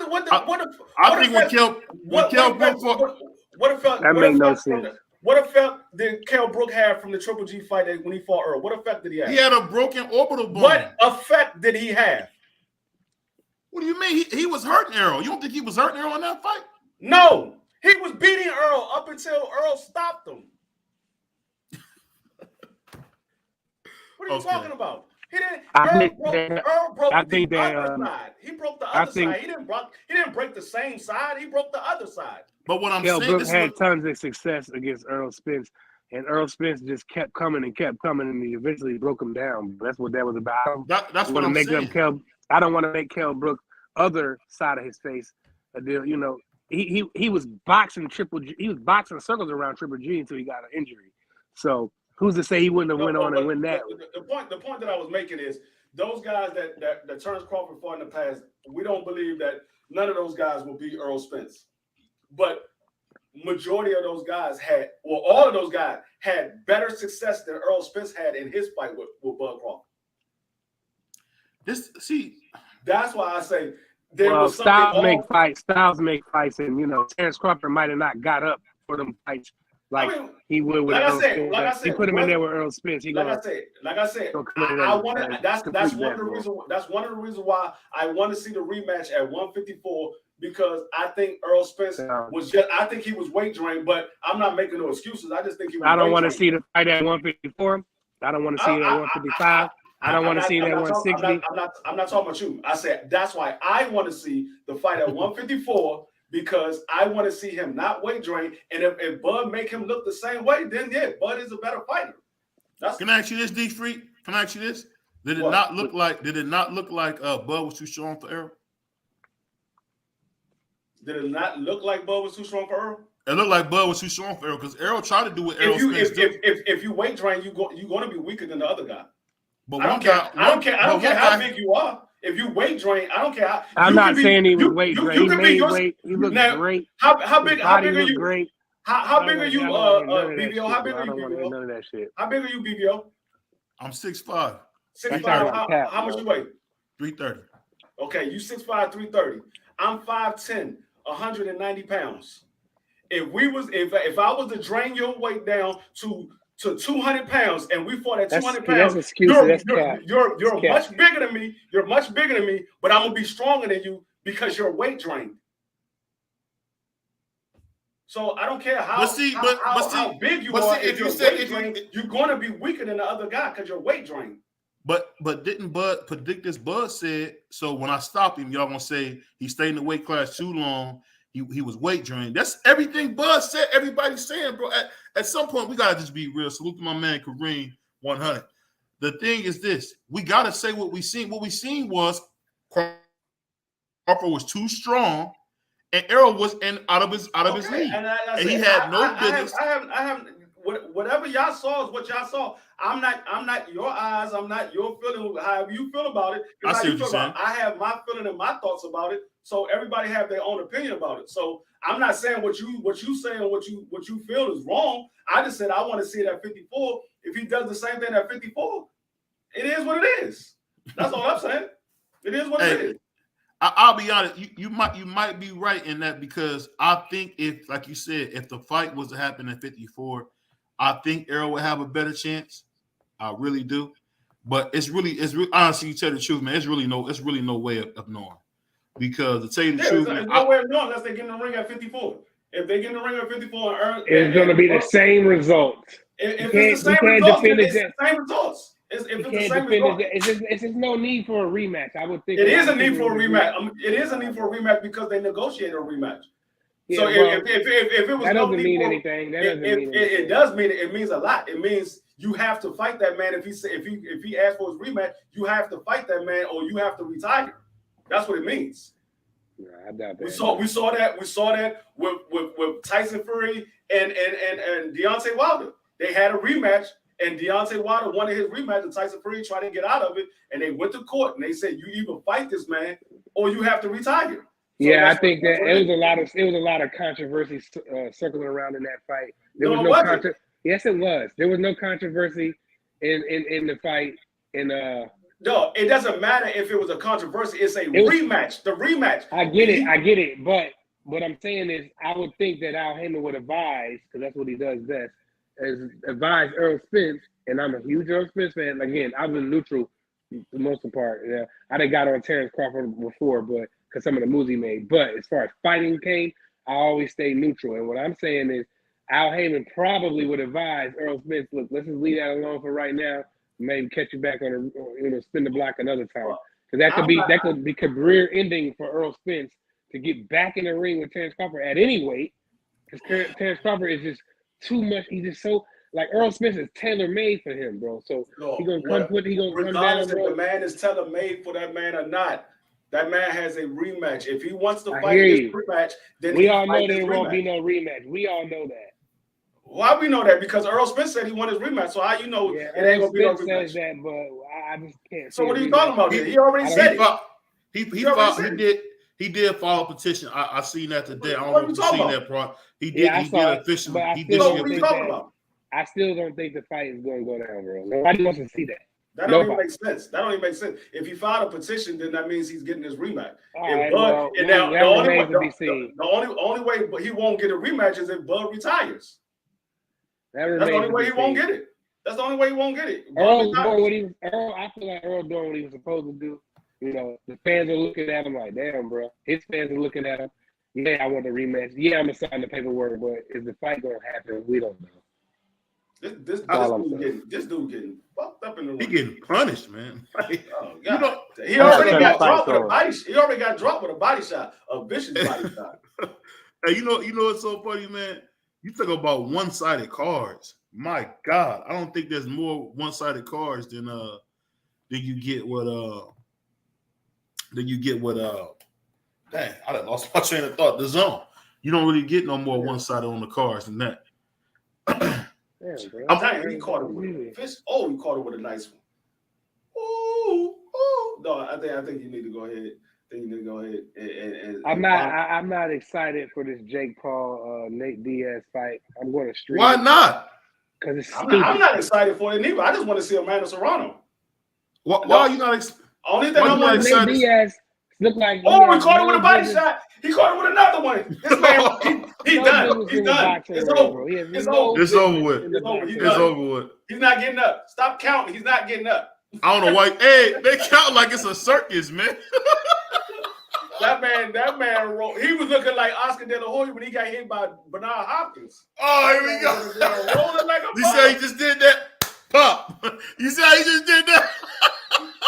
No, he did. He's still laying down there. They're like, he gonna cheer right here. He said, no, I'm gonna lay right here for a second. That man put his hand behind his head. He said, I'm gonna lay right here for a second. Hey, Kareem, what's up, my brother? What's going on, Kareem? Hot Cheetos. What's up with you, man? What it do, everybody? How you feeling, man? Yeah. Shit, I'm still stressed, but I'm still living. Hey, but let me ask you this, man, because Kareem, I seen your post, man. You made a good post.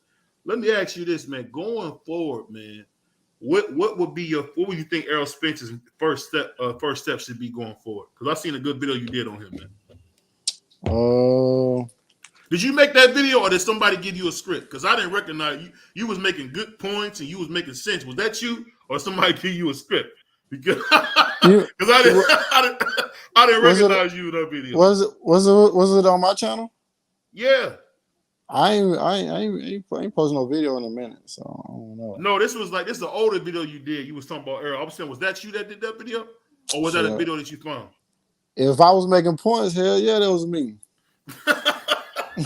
So what's next for Errol, man? What's next for Errol? Shit, I think you're gonna take the rematch, but shit, I know somebody that knows somebody, so they told me shit that Earl already took the rematch already. Yeah, I heard the same thing. I've been to. He said at the post fight he was taking his rematch. And Derrick James said it. Yeah, I mean the thing is, Earl Spence didn't want the rematch. Bud Crawford wanted to have a rematch, so Earl said, "Okay, we're doing 2-fight deal." I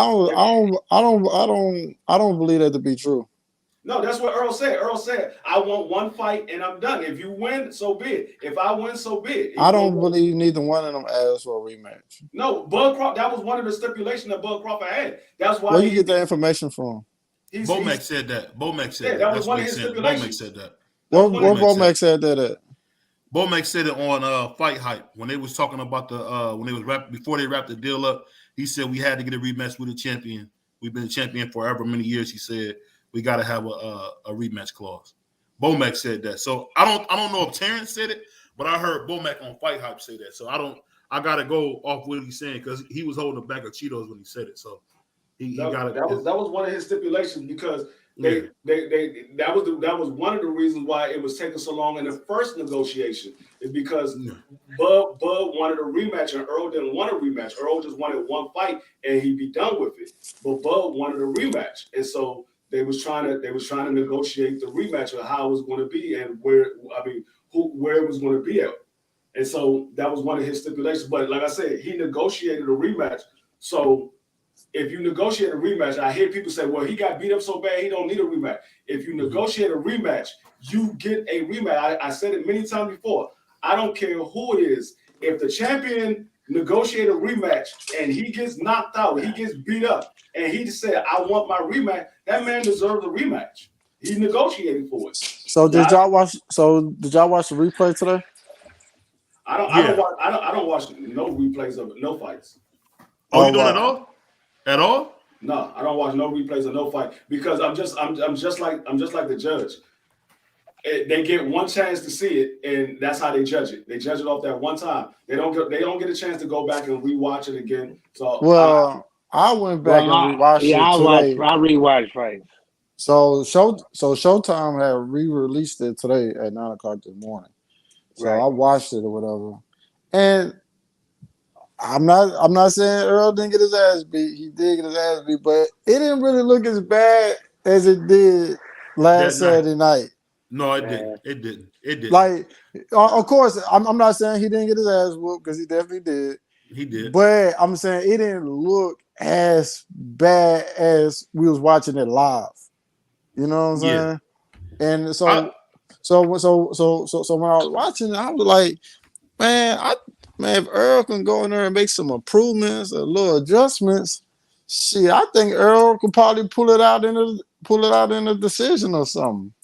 You know, and that's a good point, Kareem. I'm gonna tell you why that's such a good point. And I'm gonna ask you, did you see this, D Free? If you look at it, he was not punching in between punches, and that's when Bud really kind of had his way. Was when they was punching in between punches. That's something I didn't see because I'll be honest, when I watched the fight the first time, I was emotional. But if y'all look at that fight and you see how Bud was punching in between punches, that's where Errol lost to that because he was coming right over that jab with that fierce jab right to the head, middle of his head. He was jabbing with him every time. Every time Earl jabbed, Crawford threw a stiff jab right with him. Brutal, So that was brutal. So if he can, so it's really like two things he can work on. Mainly, taking away Crawford fucking jab that he was getting punished with last Saturday night. If he can control that, and he can control not getting counter punched the whole fucking night, and and not getting dropped. If he can control that, he have a good possibility of winning the rematch. I'm not saying he will win the rematch, but I'm just saying I don't think it'd be far-fetched if Earl Spence won the fight. I just don't see Earl Spence doing any better than he can against Terrence Crawford. My whole thing is when we get into this ring and you fight, you never know what the outcome is going to be. And we all know Earl Spence is a great fighter. We know Bud Crawford's a great fighter. So a lot of people didn't see the fight planning out the way it did, but that's what happens when you're in there with two great fighters. You're going to see something that you didn't expect. So once again, if they fight for a second time, we might see something that we didn't expect. A lot of people expect the Bud going to do the same thing he did before, but it might be totally the opposite. It might be Earl that beat up on Bud the second time they fight. That's what I said. You never know in the sport of boxing. I've been around sport of boxing for over 30 years. You never know what you're going to get when you get into that ring. You never know what you're going to get. It might be a bad night for that man at the office. It might be a great night for you at the office. You just never know. This is the thing I'm asking, and I'm gonna ask everybody on the panel. I'm gonna start with Prize, and then I'm gonna go Kareem and then D Free. Do you guys think that Terrence Crawford can get over some of his bad habits? Because he kept lunging forward, And I know why he was doing that because he was. I think Derrick James was teaching him to do that. You To mean kind of Earl come Spence? in. Earl Spence. Sorry, Earl? my mistake. Yeah, my mistake. Earl Spence. Earl Spence was like lunging in because that was him trying to get to the body. But I don't think he ever fought a guy that disciplined who wasn't going for the bait. And I also think I also want to say, what can he do? Because Bud is clearly the stronger man. I want to know what y'all think about those fights. There's nothing that Errol Spence can do with Terrence Crawford. So I'll be glad when we I ain't move gonna on from lie, this. Hold on, bro. prize Hold on, fighter. Brody. I'll be glad when we move on from this because I just don't think. And listen, don't get me wrong. I'm a huge fan of Earl Spence. I've been following Earl for a long time. But when I seen the fight, that's all I need to see. I don't think he can do any better. He might can do a little bit better, but at the end of the day, he cannot get past that stiff jab from Terrence Crawford, and then, like my man BBO just said, lunging in. Now, if it go to 54, he probably can do a little bit better. He probably can, but I just see the same result over and over and over again. There's nothing he can do with Terrence Crawford. That's just me, though. I'll say this. It's funny you say that because I don't know. I just don't. I'll just say, and I'll ask you this: can you beat your own bad habit? Oh, he went to the bathroom. Go ahead, Kareem. What you think, man? Can he beat his own bad habits, bro? What's the question? No, what I'm saying is, do you think that Earl can make adjustments on his bad habits to come and win this fight next time? Oh yeah, I think Derrick James gonna be locked in the next training camp. I think that nigga be locked in right now because I'm pretty sure Derrick James he was pissed. You know what I'm saying? Like you could tell, like the way Derrick James was looking at Earl, he was looking at Earl like, "What the fuck is wrong with you, man?" Yeah. You know what I'm saying? he did have that look. He did have that look. Like he was like Derrick James, like he was like in disbelief. You know what I'm saying? Like I'm serious. Like go to the Showtime app right now and fast forward to like to the end. And like he was just looking at him like I ain't never seen Derrick James look at Earl like that. He looked at him like, what the fuck is wrong with you, man? You know what I'm saying? So I think this trying to count because sometimes I feel like Derrick James, I feel like he's a good trainer, but sometimes I feel like he don't take shit as serious as it need to be, as in Team Crawford does. Team Crawford take everything fucking serious. They don't bullshit. They don't fuck around. Like I was on somebody else's platform last night. They had an interview with Trey Crawford, and I'm not sure if I said it on this platform or not, but I had said this. I said the way Crawford fought, it was like Team Crawford been studying Spence for the last 5 years, and the way Earl fought, it looked like they got ready in training camp for this nigga. And then when Trey was on there talking, he was like, "Oh yeah, man, we already had Earl figured out a few years ago. We already got Cholo figured out too, and we got somebody else figured out." I'm just like, so like he said they got a game plan for any nigga that's potential opponents. They have a game plan to beat them. So I was just like, damn. That's actually a good point that you made there, though. I can see that because you know why Terrence Crawford is the type of brother that's gonna be in the gym year round. You ain't gonna hear him you ain't gonna see him out of shape. You ain't gonna hear him, doing this and doing that. And if he did, step to the club, we probably didn't know about it. You know what I mean? But I think to be Terrence honest with Crawford is a you, throwback fighter, bro. can't nobody be 100% perfect. We all human beings, bro. We all gonna do some shit. Yeah, no Like, doubt, you know what I'm 100%. But saying? some fighters are more disciplined than others, and I just think Terrence Crawford is one of them fighters that's super disciplined. That he's a gym rat. There's nothing that's gonna take him out of the gym. You know what I'm saying? Other than family, but other than that, Bud Crawford is in the gym, bro. He's fighting in the gym right now. Listen, I know how much we love Floyd, and Floyd never drink, Floyd never smoke. You can't tell this nigga then. You tell me this nigga that drank some champagne one night. At least one yeah, night, bro. yeah, You know, I agree. Yeah, I ain't Come gonna on, disagree. Hey, man. look, you know, hey, hold you on, know what Floyd. real quick, BBO, real quick. Go ahead. Kareem, I ain't gonna disagree with you. And I feel the same way. I feel like, man, that nigga had a shot of something now. Like, Come no, on, now. I'm not saying. I'm not saying the nigga was. Champagne, what I mean, No, like a shot of yeah, champagne or yeah, something. I no, agree yeah, with you. that's what I'm saying. I'm not saying the I nigga agree. out here drinking hard liquor, drinking. Right. I'm not saying. I'm not saying the nigga out here just drinking Hennessy the whole night. Right. But I'm just saying, you telling me this nigga ain't popped a bottle of Ace of Spade and drank some of that shit? Like, come on, bro. I don't know. Like, I don't know. Listen, bro. I don't But give a I feel fuck the way you feel.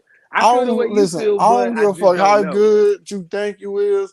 If you in a club, Floyd was in a club every night, nigga, buying everybody bottles. You tell me this nigga ain't took no sip. Nigga just spending racks for other niggas to drink. And then this nigga Floyd's have so many holes in his room. You There's a telling lot me, of people. hold There's a on, lot of people that wait, said he listen. didn't Hold smoke and on, nigga. drink, but I Hold ain't on. disagreeing with you. Hold on, but you tell me he got all these holes in the room, but this nigga ain't drunk shit. Come on, man. Come on, bro. Like, don't fall for the okie doke, bro. Like, he might not did it on a regular basis, but come on, bro. You know what I'm saying? This nigga Floyd's had like 50 hoes in his hotel, bro. Come on, man. I'm gonna say this. I'm gonna say this, man. Floyd definitely his thing. It wasn't alcohol. It wasn't smoking. Floyd like the ladies. Floyd like to spend his money on tail. So I know what you mean. I think that I'll was spend his. my money on tail too if I had that nigga. If I was that nigga. Fuck. Hey, Kareem, you a goofball, man. He said I spent my money on tail too. Man, look. How you heard that song with Quavo and Future? Turn your click up. Yeah. What you say? What's that nigga Future say? That nigga Future say it's a habit by tricking on a bitch. You know what I'm saying? You feel me? So shit. Hey, you talking wild, bro. But I'll say this. You know, and I'm gonna leave that rap thing alone. Future Hendrix is one of the best rappers in the game. He don't get no credit. He goated. Who you He's saying one of was? the best in the game. Future He Hendrix is goated. one of the best in the game, man. He one of the best in the goated. game. He Yeah, goated. I'm talking Yeah, I about like rapping. Future. Rapping, like brother. Future. That brother said, "Tell Steve Harvey I don't want him." Hey, but one thing also too, man, I gotta say about these big fights coming forward, man. What big fights coming forward besides you Canelo? got Deontay Wilder about to fight Anthony Joshua. That's a big fight. Where you see that at? They made the fight. It's coming in December in Saudi Arabia. I heard they moved it to January. Oh, they moved to January. I thought it was in December. Okay. No. Look. I'm just saying No, actually, it was Wilder said he was on ES News, and he said he gonna fight him in January. Okay, because I know they had a signed contract. So let me ask y'all both this, man. Do y'all want to see Dillian White ever again? Never. No. I didn't want to see him before, but I didn't want to see him fight Fury. I didn't want to see him ever again years ago. To be honest with you, bro, I don't give a I'm fuck glad about he's Dillian out. White. Yeah, for real. And then it's like, I'm not sure if Anthony Joshua can beat Louise the second time, bro. I'm not even gonna lie to you. I think Louise lost weight. He the nigga more focused. I don't know, man. I think Louise might stop him. He stopped him before. Who, AJ? Yeah. You talking about I Wilder, or can't you talking disagree with about? too much. No, because they talking about putting Louise and Louise as a replacement. That ain't happening. AJ probably is stopping, man. Nah. Did you see how he won the second fight? I see how he won the second. Did you see how he won the second fight? He ran. He looked like Floyd. Man, I'm talking about every time that nigga Joshua came in and tried to mix it up with him, that nigga Edgar Louise was putting some mean shit on his ass. Then his ass realized, okay, let me stick to the game plan. Stay on the outside and keep the jab on this nigga because he fucking me up. No, nigga. No, nigga. That nigga. Yo, with Andy, when they got in an exchange, bro, his corner had a meltdown. They're like, no. They was screaming at him. Even Eddie Hearn was screaming. I was like, damn. My favorite thing was when that boy I Dillian wanna see White that. asked Eddie Hearn, how does Anthony Joshua's nuts taste? I was like, whoa. That's a violation, man. What do you think about that prize when you said that, bro? That was wild, man. I ain't see that, but it was at the press conference. I don't ever want to see Dillian White ever again, bro. Ever. Just get him out of here. The steroid he used is used for pregnancy. I think it was birth control. He got caught with the birth control medicine. Like, why did he got that? Like, what's like? But that shit help you filter out other shit out your system. That's crazy, but. Hey, so what PED are they actually calling it? Well, they didn't actually get caught with the other shit because the birth control medicine flushes out. Shit. I know, but what's it called? What's it called? What's they saying? They I don't know what it was. I don't know what it was called. Bro, them Is that word with it start with an N? What's it called? Is that the same shit Canelo got caught with? No, Canelo got caught with combuterol, yeah. Which is nothing. They kind of shafted Canelo on that. Man, they got that nigga a tap on the wrist. Talking about 6 months suspension. He didn't do nothing. Talking about 6 months suspension. Nigga only fight twice a year. Kareem, he ate some bad beef, bro, and they tried to beef. Take his time. That's what happened. Crazy. Man, why multi-millionaire just running around there in the streets of Mexico eating off of any taco cart? Come on, stop playing. Can I ask you a question? Hey, Kareem, you down there in Texas, man? Don't they got taco carts everywhere? Yeah, but we don't be eating bad fucking meat. Hey, I'm just asking you, man. So he probably ate some tacos from a bad cart. Prize. Yeah, but listen, bro. You telling me this nigga keep on eating the same bad tacos? Man, get the fuck out of here. Get out of here, bro. That's your man, BBO. That's your man. And I'm gonna prove it to you. I'm gonna tell you how I prove it to you. Because let's not forget, Mauricio Suleiman and them up the Cambuterol levels. Because really, Canelo should never got suspended for that, man. It was a mistake. I know Canelo don't got waves in the beard. Come on, so that's why y'all stop it, bro.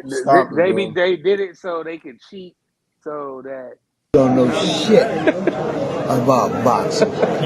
Don't know shit. Don't know shit about boxing. Don't know. You said what?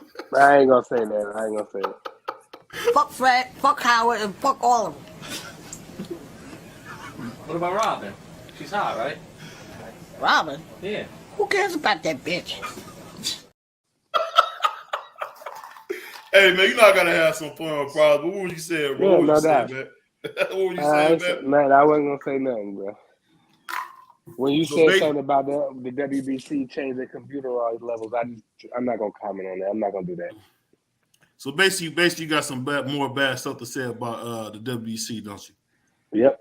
Muhammad Ali's old belt. One of the most corrupt organizations in the world. Oh my God. Hey boy, the WBC gonna be knocking at your door. Man, come and get me. What they gonna lock me up for? No shit. They ain't gonna lock you up. They gonna be like, prize fighter's missing. If he's last seen wearing a shirt to say prize fighter.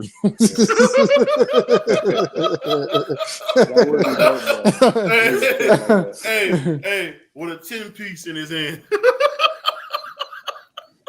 That's you with a 10-piece. He was wrong with me talking about. He was eating some nasty meat. He's a you should. Hey, P3, let me ask you this, man. Do you think it was fair that Canelo got suspended for that clenbuterol? Do I think it's fair that he got suspended? Yeah. Hell yeah. But they upped the levels of clenbuterol later. So you don't think it was just a mistake and they just tried to play it against him? No. If you test positive, you get suspended. Ain't no excuses. Well, let me ask you this.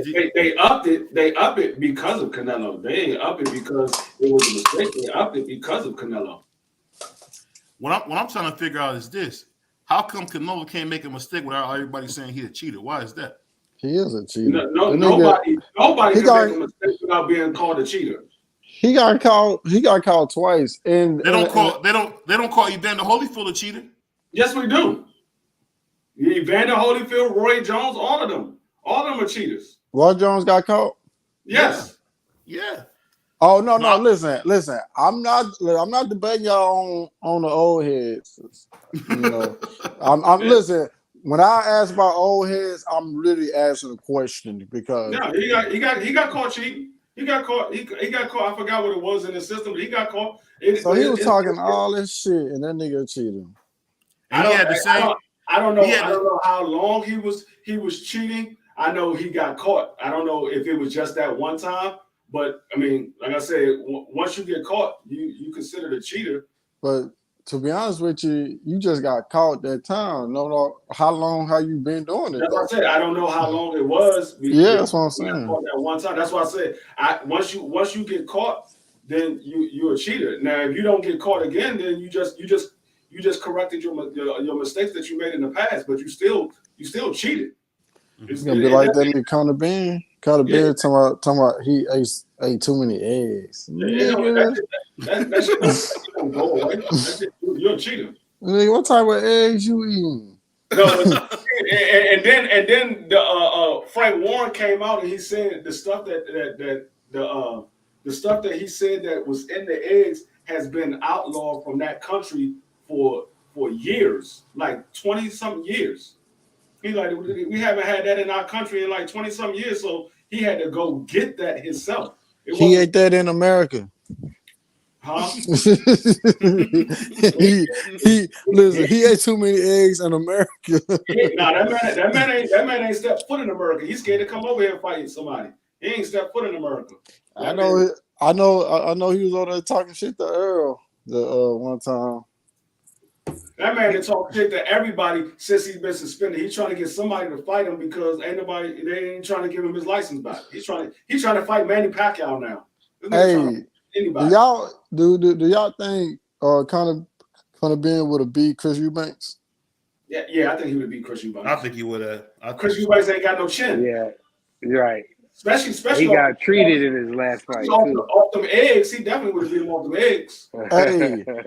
Did Conor Ben? I mean, not Conor Ben. Did Russell ever get his rematch? Who? Yeah, Chris Eubanks. No, yeah, he got it's set, but I don't know if he got it. It is set. They set for a rematch. They haven't fought yet because I think if I'm not mistaken, I think somebody got injured. Mm-hmm. I think either Chris Eubanks got injured or Chris Eubanks got caught. I can't remember. Chris Eubanks has something in his blood. Right. I knew it was something like that. It was Chris Eubanks had something, or somebody got injured. I knew it was something because it was postponed. They postponed it. Yeah, he had something in his blood. Let me ask you this though: what is that stuff that they use in D3 when they using birth control medicine? Because that's what they found in Dillian White's system as birth control medicine. That's so crazy. Nigga, I'm not from over there. I don't know. That's the second person. So female shit. I'm not from over there. I couldn't tell you. They take birth control to flesh out their system. That's why I say I want to know the name of the chemical that he was taking. I mean, it's a massive. It's a massive drug. What they do is pretty much just to cover up whatever else they have in their system that they're trying to flush out. That's pretty much what it is. Because that's just like Hannah Gabriel. Hannah Gabriel got caught with some shit that they say she rubbed on her dog's stomach, and it was in her system. But I mean, some stuff she rubbed on her dog's stomach. And this dude, I mean, it was some kind of cream that you rub on the dog's stomach for whatever the dog's got. What's going on, Just Do? It was some kind of cream that you rub on the dog's stomach, but it was in her system, which it very well could have been true. She could have been rubbing something on her dog's stomach, and it got in her system because you got pores on the inside of your hand. That's why a lot of times when people deal with cocaine, hustlers and stuff deal with cocaine, they have coke in their system. They might not necessarily do coke, but it's in their system because you have pores on the inside of your hand. Is these fights on the zone, bro? Is these joints on the zone? Yeah, these on the zone. They got some crazy fights on the zone right now. Always. Hey, D3. No. I remember ago, I heard your cousin Garrett Rosa say he'll beat up Terrence Crawford. Can you see him beat him up for real? Who that? Garrett Russell Jr. Gary Russell Jr. Yeah, if Terrence Crawford come down to 126, hell yeah. Hey, I like how you said, hey, D3. I like how you said that, brother. I like how you said that. He fuck Terrence Crawford. He come down to 126.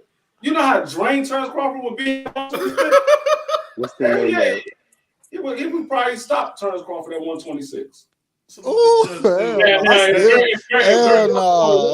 Gary Russell go to 147, that's a whole different ball game. Now, you know what fight I want to see, and I know we might not get it because he's a trainer now, but I would love to see your cousin Gary Russell versus anyway. Oh, that would be a chess match. Nah. That would be a chess match, bro. Nah, I'm talking about. No disrespect. I know that's okay. Let me say this before you say this, Kareem. I'm talking about the Gary Russell that beat JoJo Diaz. I think it'd be the same. It'd be the same as the Maseo fight. You would, because Gary Russell, regardless of how y'all might feel about Gary Russell, y'all might say, "Oh, y'all saw what Inoue did to a Cool Boy." Let's be honest. Cool Boy is no Gary Russell. Gary Russell still have the reflexes and the foot movement and the hand speed. Now he don't have the power, but I don't think Inoue is going to be able to hit him with the shots that he was hitting Cool Boy with. I don't see that. Cool Boy is not fucking with Gary Russell.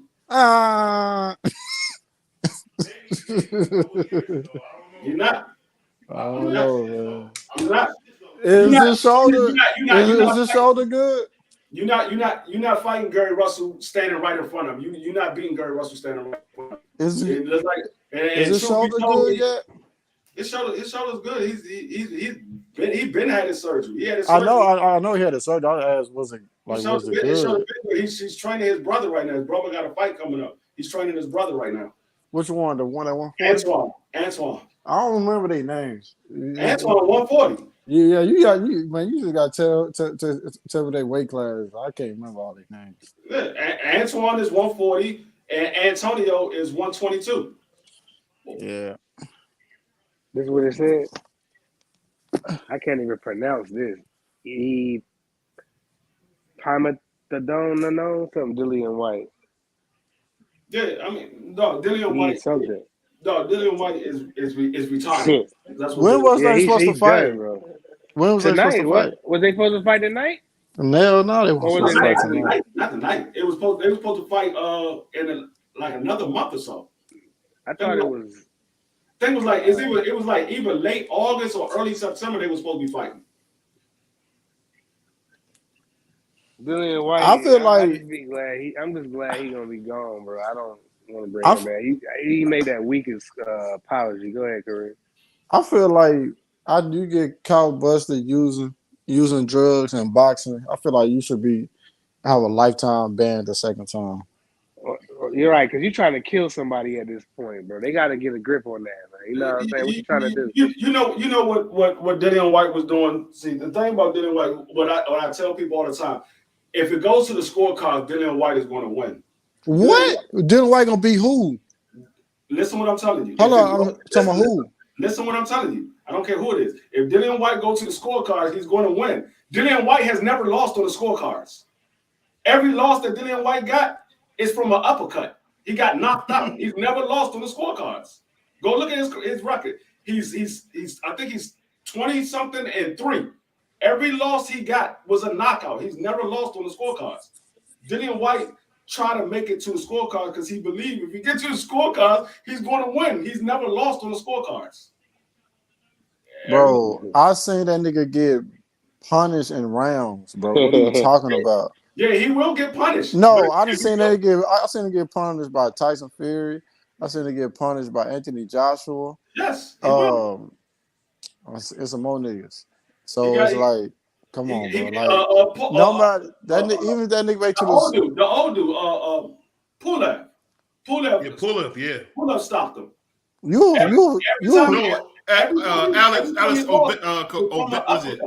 Was it Alex? Alexander Ovechkin. Oh, Vecchio. Povetkin who beat him. Nah, wait, is that the hockey player? No, that's the Povetkin. Alexander Povetkin. That's who beat Dillian White. He lost to Tyson Fury, Anthony Joshua, and Alexander Povetkin. Those are the 3 losses that he got, and all of them came from a right uppercut. Every time he lost, he got knocked out by an uppercut. He's never lost on the scorecards. So he feels if he can make it to the scorecard. Okay, who did he beat on the scorecards? How about that? I don't know. I just know he never lost on the scorecard. This nigga said, "Oh, I don't know that." That nigga knew everybody else he got knocked out by, but he don't know who he beat on the scorecard. I'm not saying he's going to beat Anthony Joshua on the scorecard because I don't think he's going to make it to the scorecard. That's what I'm saying. If he get in there with Anthony Joshua, he get in there with Tyson Fury again, he get in there with Deontay Wilder, he get in there with motherfucker Big Baby, he's not making it to the scorecards. All of those guys. I don't know, man. I think that nigga might work out. Big Baby. That Big Baby might get worked out, bro. Yeah, I ain't gonna lie, bro. Oh no, come on, D3. Man, he will knock Dillian White ass out. Nah. Did you see his last fight? Versus Charles Martin, he didn't look like that, bro. Did you see his last fight? Man, I don't know. Look like that, bro. I don't know. I put it like this. Dillian White fight Big Baby Anderson. I got 500 on it on Big Baby. Who taking it? Yeah, I got. I'm not on Big Baby too. I'm not tripping. Who taking it? Your chain. Y'all tripping. Yo, Big Baby would stop Dillian White. No. Now I would look. Now listen. Now I will. Now I will bet that. Swing Listen. all wild, bro. Now I will bet. I just told you that Dillian White gets knocked out every time by an uppercut. Now I will bet. Now I will bet. Dillian White won't knock him out.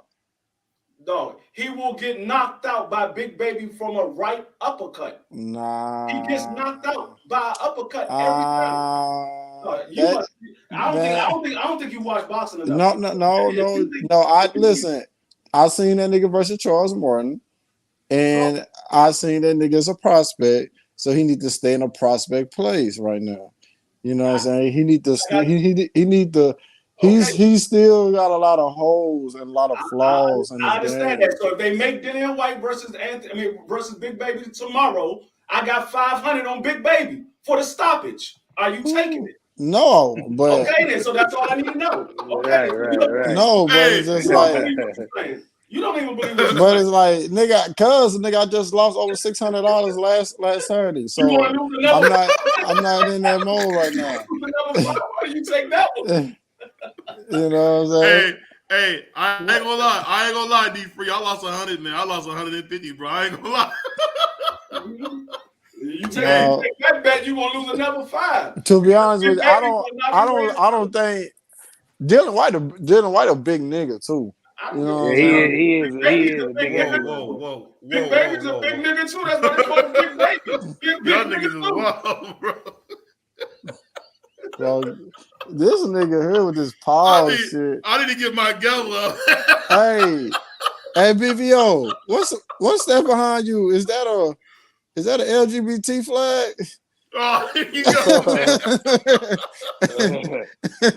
Hey. Shout out to them. Shout out to them. Shout out to them, man. Hey, but you know anybody that's wearing purple Timbs, bro, I don't want you to keep. I don't want you to go too Man, those are navy blue with red. What are you talking about? Hey, I don't know what y'all see in Dillian White. No. I don't see shit in Dillian White. It's the flaws I see in Jared Anderson. I don't care. Whatever flaws you see in Big Baby Anderson, Dillian White would not expose them at all. He would not expose them at all. If that fight ever get made, I might bet you a 50 piece. You know what I'm saying? But I ain't bet no 5. That man is a better boxer than Dillian White. He got better defense than Dillian White, and he's faster than Dillian White.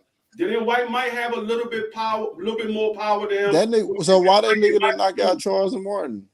Charles Martin, you act like Charles Martin is a bum. Charles Martin was the IBF champion. Off an injury. The dude tore his ACL. Hey man, when tore his what was his ACL. name? Hey no, hey BBO. What was the boy name? Lewis. What was his name? King Kong. Who hit Charles Martin? He didn't know where he was at. He was looking outside he was looking out in the crowd. What was that knockout? Was that King Kong that did that to? Yeah, that was King Kong. Yo, that was a brutal knockout, dog. Go look that. Hey, hello. Wasn't that the same fight Charles Martin? He was in the middle fight and then he just started walking away. No, he didn't right. He got hit and he looked in the crowd.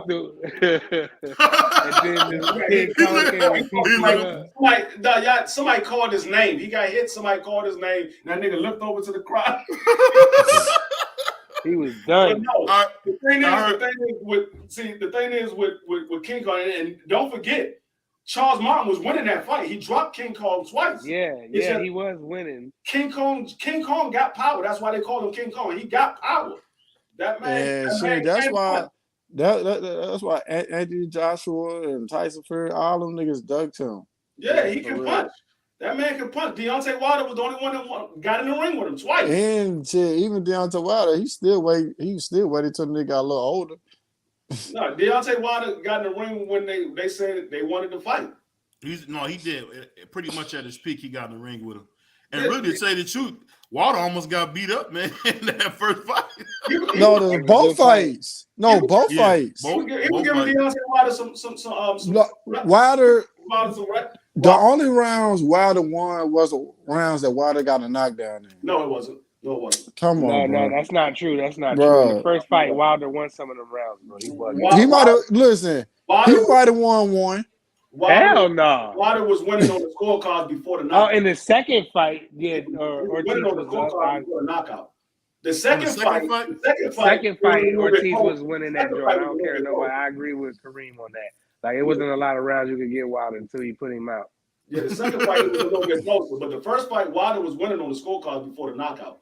Then the second fight, I could see y'all might have Louise up because Louise was taking it to Wilder the second fight. He had a nice kind of left going on for him. And he was blocking all his right hands and smiling at him. Y'all don't remember that? Yeah, I remember that. He was smiling because the motherfucker was landing. He was like, no. He was blocking all his right hands like he was doing this. Like every time Wilder threw a right hand, he'll do this and block it. Then he'll just smile like, yeah. And then and Wilder made the adjustment. He faked the right hand and came with an uppercut, and it was curtains. Hey, like all that grease. You see all that grease and gel that came out of Luis's head? Hey, he got caught with that uppercut and almost took his head off. I remember. I remember that nigga Deontay Wilder hit a Manu Ginobili move on what's that nigga name? What's that? Yeah, that nigga went left, right, nigga. I'm like, nigga, is this a nigga out of Manu Ginobili, nigga? What the fuck? What about when Wilder just stood there and looked at him and then he just went over there and snapped on him? That was a good knockout. I like that. Wilder caught the what's the name? Spatafoya? What the fuck is that nigga name? The white dude made that man have a seizure in the ring. You talking about Spilka? Yeah, him. Arthur Spilka guy. Yeah, that was a brutal. Hey, and I'm gonna tell you this. Arthur Spilka, didn't he run up on him? He's like, he's about to beat Wilder for a minute. Didn't he run up on Wilder in the airport? Wilder caught him with a back foot. Wilder was backing up and came with a quick right hand. And you talking about in the airport? He slapped Wilder in the airport. And Wilder no, he didn't. Yes, he did, bro. I'm not joking, bro. He slapped him in the airport. That's why they was doing all that crazy stuff. He jumped up and headbutted him in the nose because he slapped Wilder, bro. I know you be thinking Wilder don't get hands put on him, but people be putting their hands on him, man. I don't know if he did. I never heard it. I mean, I'm not saying you lying. I just never heard it. Well, I'm saying I know. If he did, Wilder got the last laugh because that nigga was asleep in that motherfucker. That's why. Hey, that's why Water was so mad because Spooker was being so disrespectful, man. Like he started talking about his girl, his mom. He talked about his daughter. Yeah, that build-up was crazy. They had a lot of words for each other. I know that. Spooker was in savage mode in that promotion build up to that fight. Yo. Because you remember Spooker came to the press conference in a wheelchair. Talking about Deontay's daughter, bro. That was crazy. Whoa. I didn't watch that. I didn't see that. You didn't. Hey, D3, you didn't see when he came in with that wheelchair? I saw him leave out on the stretcher. About to go. I saw him leave out on the stretcher. Hey, how you gonna talk all this shit then get knocked the fuck out? Hey, brutally knocked out. Hey, Kareem, it's not easy to win. Hey, let me ask y'all a question. Do y'all think that Tyrone Woodley fight with Jake Paul was a stage fight? The second one. I hate to say it, but I think so. No, I think so. I swear to God, I believe that shit was staged. Because if you look at the first fight, Tyrone Woodley took every shot that Jake Paul had in that first fight, and he ain't go nowhere. And he almost stopped Jake Paul in that first fight. The second fight, he get caught with one good right hand, and this nigga go to sleep the way he did. I was like, no, the nigga legs was crossed and everything. That shit look like a daggone video game. Hey, listen, D3, I'm gonna tell you this. If your ass ain't never made $1 million in a fight and a motherfucker tell you to take this fall for $4 million, your ass gonna go down too, nigga. Hey, I'm not saying he didn't. That's why I say I believe it was staged. I believe that he got paid on the back end on that one. Oh, I'm not sure. I don't know. I'm not entertained by Jake Paul. He doesn't entertain me, so I'm not even watching the fight. I don't care to watch it. I don't got it on. I don't even care to stream the motherfucker. Like that's how much I'm not interested in the fight. I wanted Jake Paul to get in there with Rockman Jr. That wasn't gonna happen. That wasn't gonna happen. You knew that.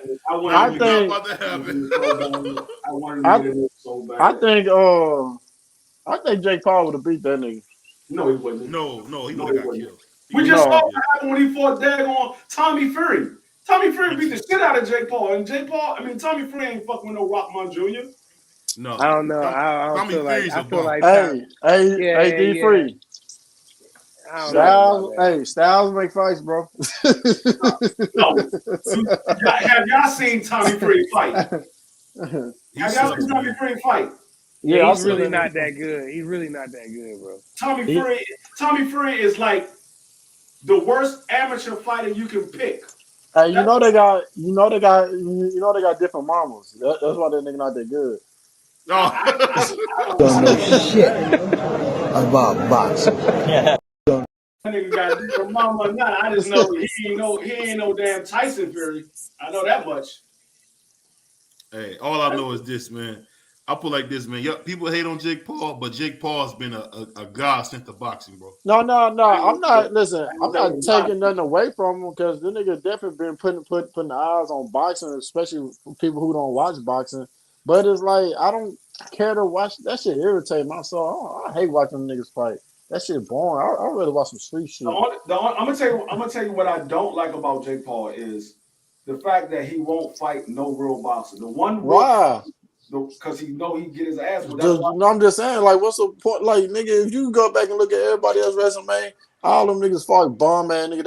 They first 20 fights. That's what's the point? Well, can you let that nigga? Can you let that nigga fight 20 bomb niggas before you try to throw him out there with fucking Deontay Wilder, bro? God damn! You wanted to get murdered. You wrong, bro. Yeah, bro. Let him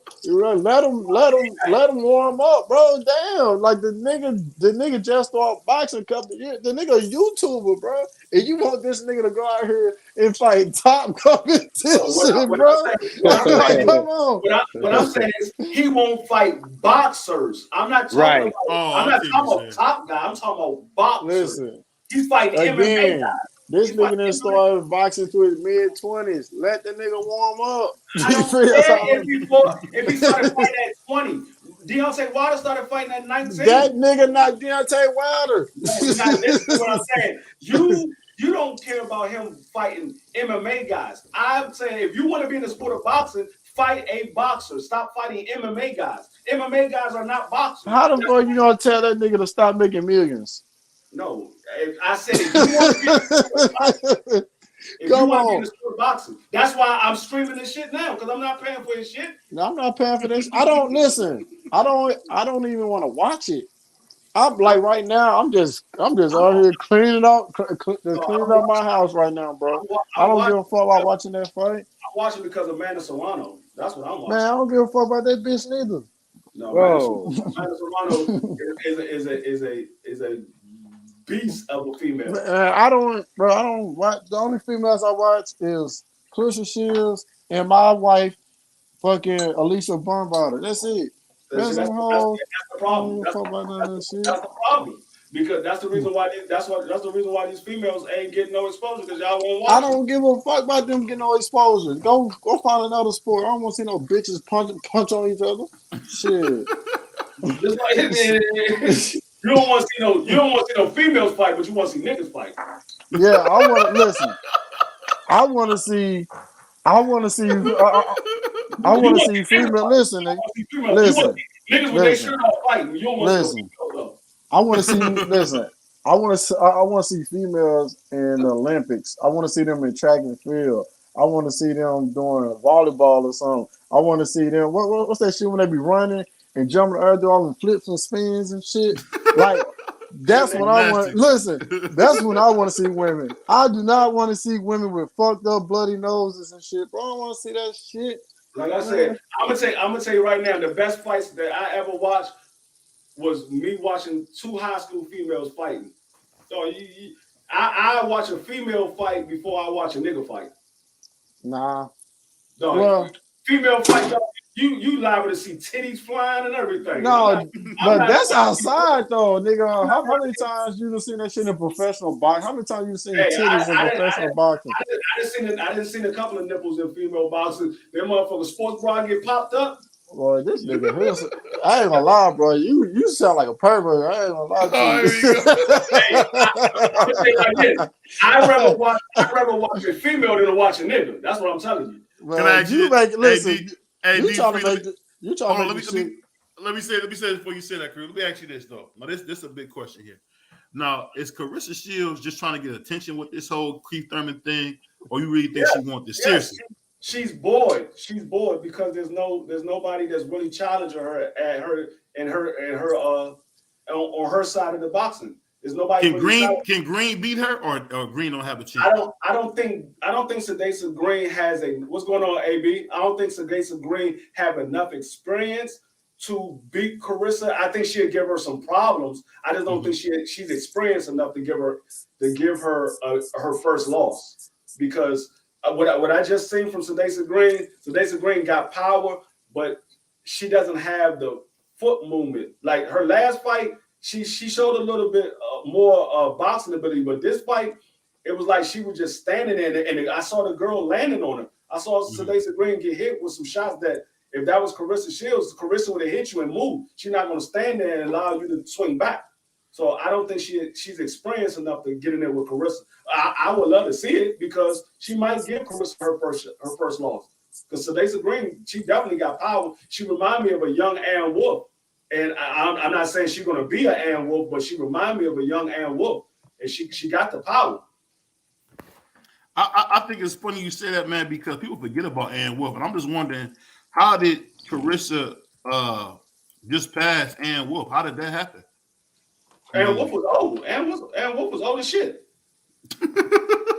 Ann Wolf was fighting with motherfucking Layla Ali. I know, but I'm just. Ann Wolf, when Clarissa Shields started fighting, Ann Wolf was training. She was training daggone Hank Lundy. I mean, was it Hank Lundy or was it? Yeah, it was Hank Lundy. I think it was Hank Lundy or Left Hook Lacey. It was one of those two. It was either Hank Lundy or Left Hook Lacey. She was training them. She wasn't fighting no more. She had retired when Clarissa got in. You got to remember, Clarissa only got 14 fights. She only got 14 fights and she 2 times undisputed. Three times undisputed. 3? God damn. 3 times. 3 times. And it wasn't like she fought one person with all the belt. She got belt after belt after belt. She was fighting for the belt. I mean, there was a couple of times where a person had like 2 belts. I think it was like one time a person had like 2 belts and she had 2 belts. But she was beating niggas that was champions off the jump. She came in, I think she fought like 2 people that wasn't a champion, and then she started fighting nothing but champions. You know, another thing is, I need to sit her little dumb ass down when she get hurt trying to fight fucking Keith Thurman. Dumb shit. You know what I'm saying? Like I said before you got up here, it's a lose-lose situation for Keith Thurman. I was just about to say, what the fuck is Keith Thurman even doing? Why would Keith Thurman even entertain some shit like that? Because the only thing gonna happen if you win, you just beat up a bitch. But even if you do win, if Clarissa Shields catch your ass clean with a shot, oh man, they ain't never let you live. Hey, what if they gonna talk Clarissa about that hit shit for the Keith rest of your Thurman? life. What if Clarissa hit Keith Thurman with a body shot and he takes him out? That's what I said. I said if he gets stopped by Clarissa Shields, though, he can never show. Ain't no professional boxer getting stopped by no bitch, man. You can say that all you want, but no, I know that. All I know. All it takes is one shot, man, and we know that Keith Thurman is weak to the body. We know that bitch. And Keith Thurman only got dropped one time in his career, and you think some female for the come on, yes, bro. I'm gonna tell you why. You saying that, bro? I'm gonna tell you why I believe that, because I believe Keith Thurman will come in the ring overestimating himself and thinking Clarissa Shields can't fuck with him and leave himself wide open to get caught with a nice body. This nigga crazy. Hey, D3, he'll punish her, man. I'm not saying that he will. I say it's a possibility he can get stopped by Clarissa because we all know he's weak to the body. Man, if you go, it's just like I always say, it's just like when you sit there playing boxing with your damn kids, you're gonna play around with them, and if your fucking son hits you in the right spot, you're like, oh shit, and you're gonna look at him like, nigga, what the fuck you doing? But you was playing. So I think Keith Thurman will go in there and play around with Clarissa. I think even with Keith Thurman playing, I still don't think Clarissa Shields could even touch him. And the key word is what you think. Well, you know what? Let me rephrase. I know that bitch wouldn't touch Keith Thurman. Hey, man, stop saying that, bro. Stop saying that, bro. I'm trying to let that go. Come on, bro. Stop saying that, bro. You got a mother, man. Stop talking like that. Okay. Listen, bro. Listen, bro. All I know is if he do take the fight and he get beat by Clarissa Shields, this nigga cannot go home and say shit to his wife. Bro, listen, bro. He can't say shit to his wife. You're like, bitch, I'll fuck you up just like Clarissa did. He'd be like, all right. Yes, ma'am. Yes, ma'am. Listen.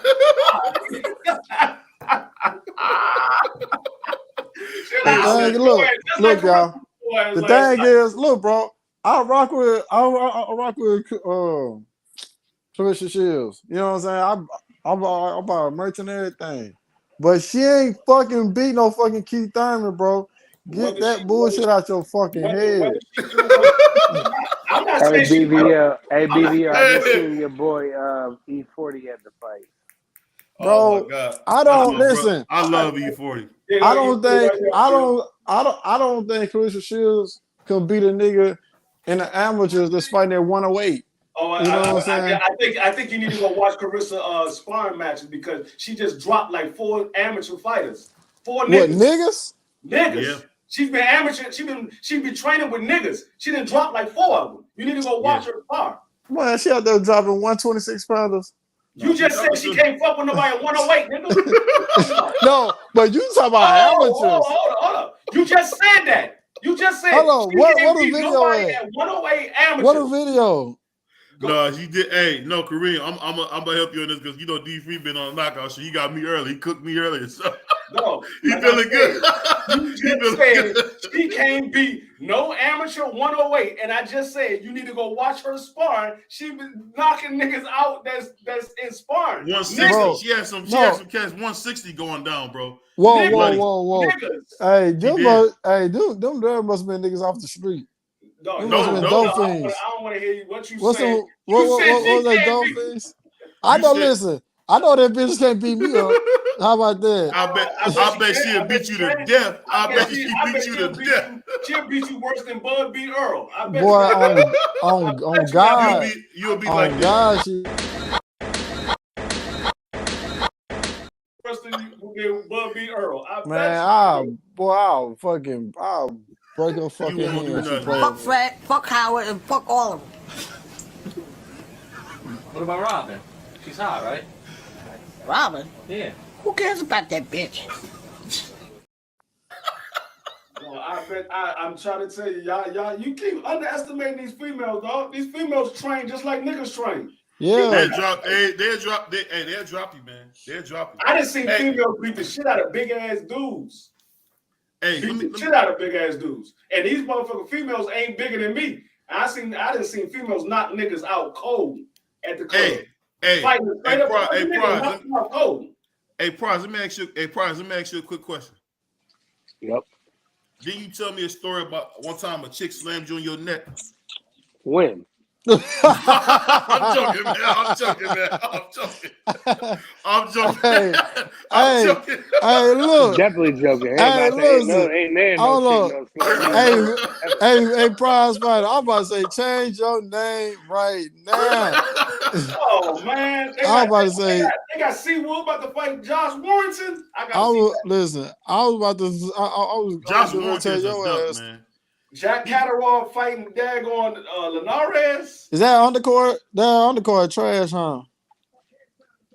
Oh, I don't know what the undercard is. You talking about these upcoming fights? Oh. Hey, somebody to fight that wasn't Diaz. That dude is a monster. Somebody to try to fight him, man. I hope Tio fight him. Oh, I know Matisse. I know Tio got the nuts to step with Matisse. I gotta watch some. I gotta do some research on him. Matisse will put Tio in the hospital for real. Man, Tio all jokes aside, he'll put. You Tio think in so? Yes, he will put. He a little bit athletic. I don't know about he a little flat-footed. He a little flat-footed. Put Tio in the hospital for real. He a little flat-footed. I'm not. Listen, Tio might win by decision, but I guarantee you he go to the hospital. I guarantee you he go to the hospital. I ain't never seen him fight before. I've just been hearing his name. What? You never seen Matisse? No, Matisse. Matisse, Serial Matisse. I again, maybe I gotta look him up, but I don't remember ever seeing him fight. He's a WBA. WBO. No, WBA. WBA. No, WBA. No, he's not. WBA. No, he's not. Yeah, Regis got WC and he's the IBF. He's the IBF. IBF. My mistake. You're right. He is IBF. My mistake. IBF. What promotional company he with? PBC. Oh, Heyman. Let me look him up. I'm gonna look him up. That nigga's a monster. He's Puerto Rican. Listen, I never said the nigga suck. I just been hearing niggas saying Matisse this, Matisse that. I'm like, who the fuck is this nigga? You ain't been watching 140 then because he's a monster. They've been talking about Matisse for years. Everybody's scared. Everybody's scared of Tio. He was the one that's been trying to fight Regis, and Regis said, "I'm gonna fight Jack Catterall, or I'm gonna fight this person." Regis ain't trying to fight him. Can I ask you this? He told Regis he's gonna put Regis in the hospital. Hey, Prize, you haven't been on the show in a while. I want to ask you a question. Didn't you say that Stephen Ford would beat the great Inoue Inoue? Didn't you say that? I think Prize. I know. I 100% said that. You know, but he didn't. A lot of people said that. So no. I'm asking you what you said. I said that Stephen Fulton would smoke him, and he got smoked. You know, I never. That one fight never is heard not. Me say hold that. on. Okay, I said it, and I was wrong. And you know, but I'm still riding with Cool Boy. You know, he's still young. He got a long way to go, and I think he'll be fine. In a way, it's just really, really good, bro. How you spell Matisse? Matisse, hold on 1 second. I'll tell you how to spell it. Hold on one. Hey, Marky Dan, can I ask you a quick question? Yo, what's good? Hey, so now I know Marky Dan is unbiased. Let me ask you this. Hey, only thing I got is Matt. Hey, spell Matisse, Marky Dan. Shit, that's a good question. Hey, I know it's a Y in that motherfucker. I'm going to box with. I'll tell you in 1 second. Listen, I don't feel too slow right now. You hear me? What you was gonna ask me, BBO? It's hard to spell because he's Puerto Rican. It's not spelled like a normal name. It's not even a normal name. It's a Puerto Rican name. Can you spell adobo? I think it's like Mattyse, something like that. Hey, this is what I'm gonna ask you. If I get that shit right, I'm a vote. I was about to say that's a good ass guess, bro. That was. Hey, but Marky Dan, this is something I wanted to ask you, man. You pretty unbiased.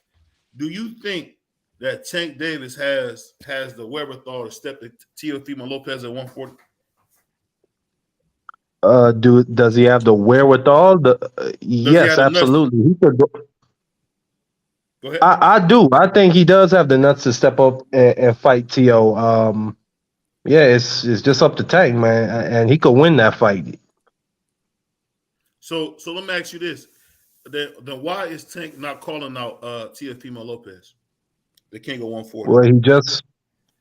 Well, the nigga just got out of jail, man. You know, he's enjoying life. Let him do that. Hold on. You make more excuses. Go ahead. Hold on, real quick. No. Hold on.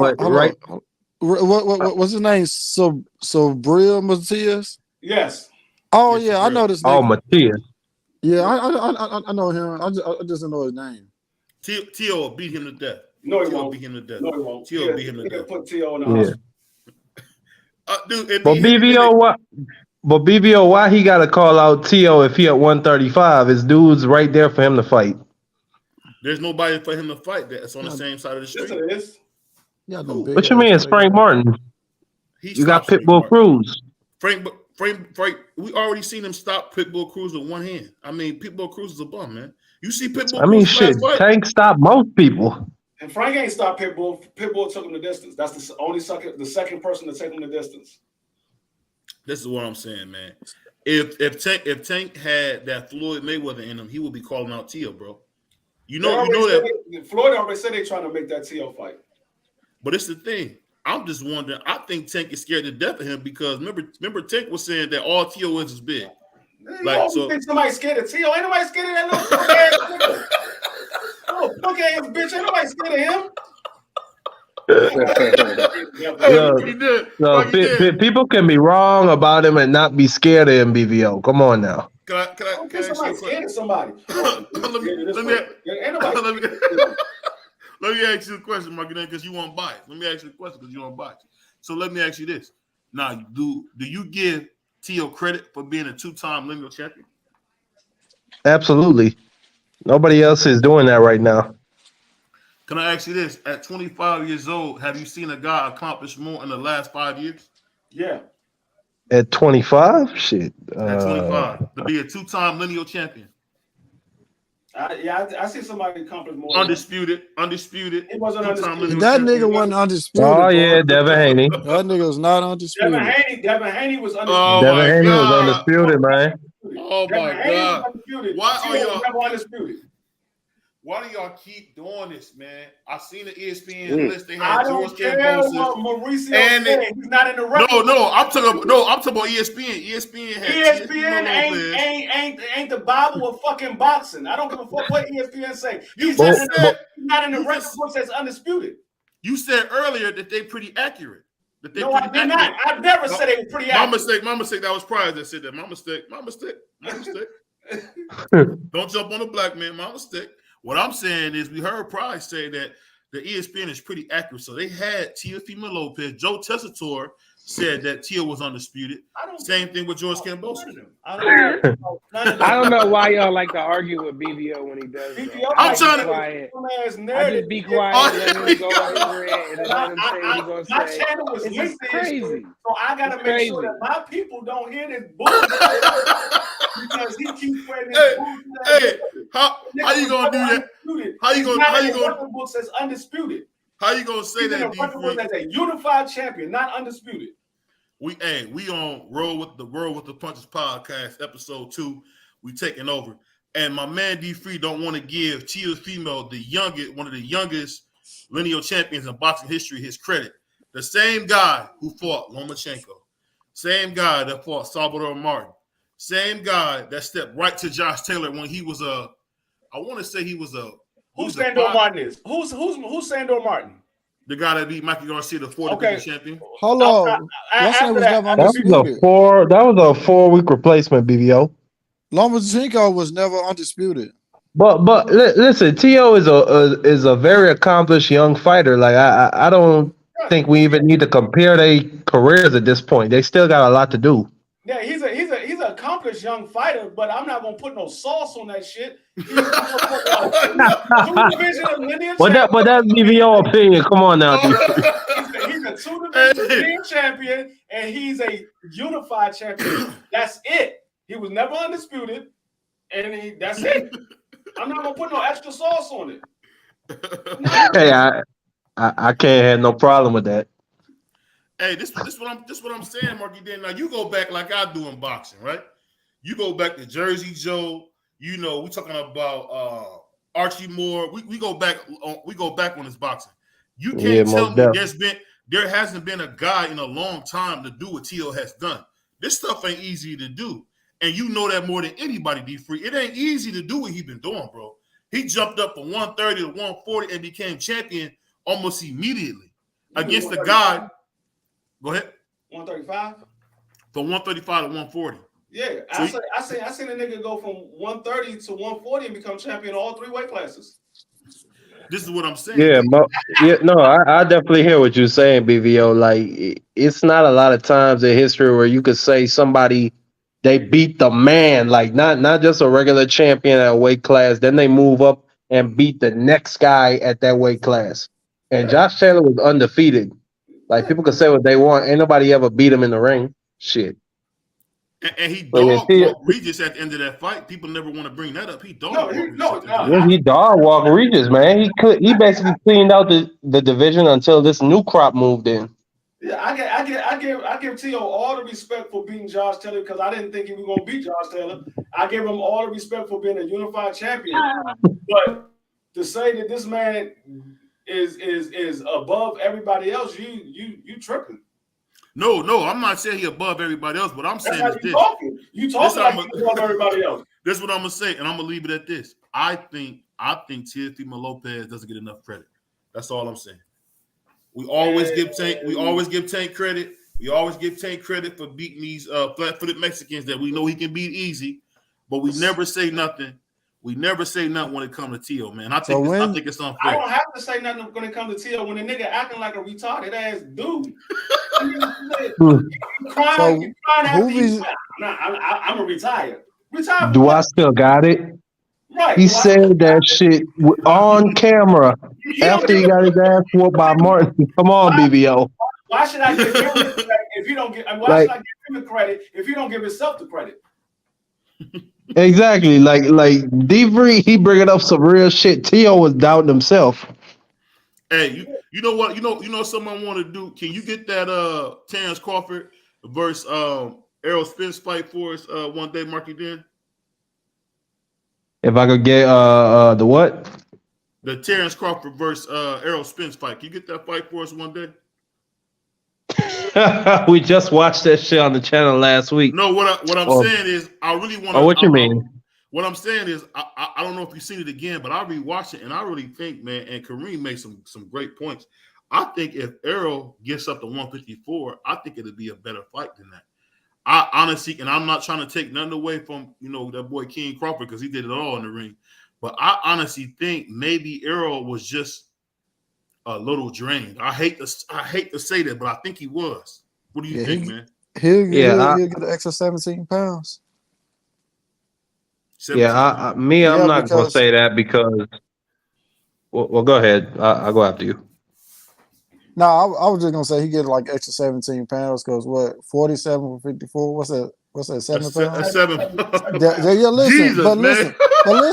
No, hold on. Listen. Go ahead. So that's 7 pounds, and then after they weigh in, Earl they normally gain at least 10 pounds after the weigh-in. So that's at least 17 pounds that Earl's gonna be able to come in and fight. You know what I'm saying? That he been fighting at 147 his whole career. Well, basically his whole career. So shit, I think that's 17 pounds will help his ass a whole lot, in my opinion. Go ahead. I mean, it definitely will definitely give you more of a energy being fighting closer to your natural weight than to drain yourself to be at a weight that you should have been out of that weight class a couple of years ago. I mean, but he stayed there because he wanted to fight for undisputed. He got the fight. It didn't work out for him. So it's time for him to move up. But I think he'll definitely be a lot stronger and a lot better at 154 because he's closer to his natural weight. If I was Earl, I'd say fuck it. I'd drag that nigga to 160. Nah, he ain't the A side no more. He ain't the man and shit. Let me ask this question real quick. Hey, Marky Dan, so let me ask you this because I know you really watch this, man. Can he stop him from punching in between punches? That's the big thing I'm wondering. Can Errol neutralize that? Because every time he jabbed, it seemed like Bud was jabbing right with it. I'll talk about quickly too. I don't think. What you say, bro? No, we listening to you, bro. You got the floor. Oh no, I was just I don't think that Earl will be able to learn anything in the next 6 months to really beat Crawford. I think it's all about his feet, and like what was it? It was the second round he got dropped on by a Crawford jab. Yeah, and Crawford came over his jab, and we were talking about it on Q's channel. He took that shit away in the second round. Like, bro, I don't think it's gonna happen. I don't see it, bro. I don't see the weight even be helping Earl that much, bro. I'm just saying. I think what I seen with Earl was that I don't think. I see. I'm not trying to take nothing away from, but I don't want nobody to get on the channel and say that. Man, I just feel like take all the credit away from that nigga. I'm just thinking like I feel like Kareem is sick, man. Hey, but that's the thing I'm saying. And these three, you seen it too. I just don't know if Earl is strong enough to deal with Bud. That's the problem, Marky Down. Did you know that was going to be a big edge him physically? No, what I did think Earl might have the advantage, but what Crawford showed me on the inside is he's really well schooled. He was controlling Earl's arms. He was working him into position where he couldn't really hit him with nothing to the head, like uppercuts. And yeah, man, like Bud controlled him from long range to mid range. He was hitting him whatever he wanted. The only range, like we said, that Earl could work at was on the inside, where we thought he would have the strength advantage. That nigga Bud was just outclassing him. Samantha Serrano about to stop this girl already. She can't take Amanda Serrano. Oh, damn. I'm far behind. Shit. Whoa. You about to get stopped, bro. You don't see that, Mark? Oh, no. I'm streaming this shit. I'm far behind. The body shot. God. Oh, my goodness. God. What round you in? I'm in the first round, but it's like 123 in the first round. But golly. She about to get stopped, bro. Amanda's gonna stop her. She's gonna stop her. Oh, the body work is killing that girl. She don't belong in the ring with her, bro. Oh my gosh, she's digging to her body. She don't belong in the ring with her. God. Hey, Marky Dan, I'm the best in Brooklyn. You ain't. Marky Dan, let me ask you this. Do you see now from watching all these years, man? Who would you compare Bud to? Man, it's a lot of dudes. Well, it's a lot of dudes, but the most obvious will probably be Hagler because of the switch hitting, but Bud ain't bro. Man, Bud is just so unique, man. But I compare Bud to Bud. Yeah, bro, that's all you can really do. But I was watching a great welterweight champion the other day, Kid Gavilan. He reminds me of him and Bud remind me of each other. Yeah, it's over. This is over. Damn. This is over. You see this? Oh my God. That body work is killing that. There's a minute left in the round. This girl's face is red. I'm not 11 seconds in a row. That body work is killing this girl. It's over with, bro. She got her elbows pinned in. She gonna get stopped. She gonna get stopped. She gonna get stopped to the body. That body work is killing her. She gonna get stopped to the body. If she don't get stopped to the body, she definitely gonna get dropped. The matchmaker know the assignment tonight. I'm gonna say this. The reason I say that about Bud is because when I look at Floyd, I see so much Pernell Whitaker and Sugar Ray Leonard in him. I was wondering, did you see anybody that really remind Bud? Because it looked like, to me, I hate to say this, but I gotta admit this. It seemed. Go ahead. No, I was gonna say Pernell, yeah, because of the meanness. I could see that. Yeah. I just think the thing with Bud is, I'm telling you, man, I did not realize, like you said, I didn't know he was so schooled and so fundamentally sound. I mean, this is like, this gonna be, I put it like this: if Earl Speaks beats him, man, he gonna go down in the history books, man. That'd be the greatest comeback in boxing history, man. Absolutely. After you get your ass blown up like that, yeah, people gonna have to give you that. Yeah. I mean, I think, you know what's funny, and it's gonna sound crazy. I think if it's anybody else, Earl beats him easy. I think Bud just might be a bad matchup for him. I really do. I can't say that for Boots. What you think? But the rest, you think Boots can beat? You think Boots can beat Bud? Nah, I don't think he got enough experience yet. I don't think he could beat none of them. Hey, and talking about that, I'm gonna ask you this: do you think the fact that and me and D. Freedom talked about it, you think that Boots plays too much in the fights to really beat a elite contender? Because he's always in there playing.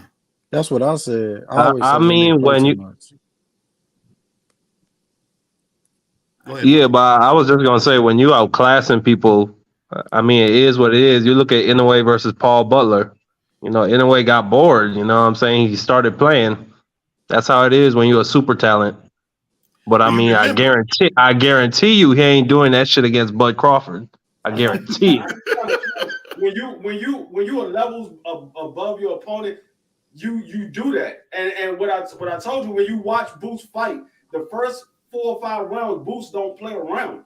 Once he realized that you're not on his level and he could do whatever he want to do, that's when he starts to play around, because he know he's too fast. You're not gonna be able to catch him, and your power is not that much. So that's when he starts to play around. But you don't see when he fought Kern.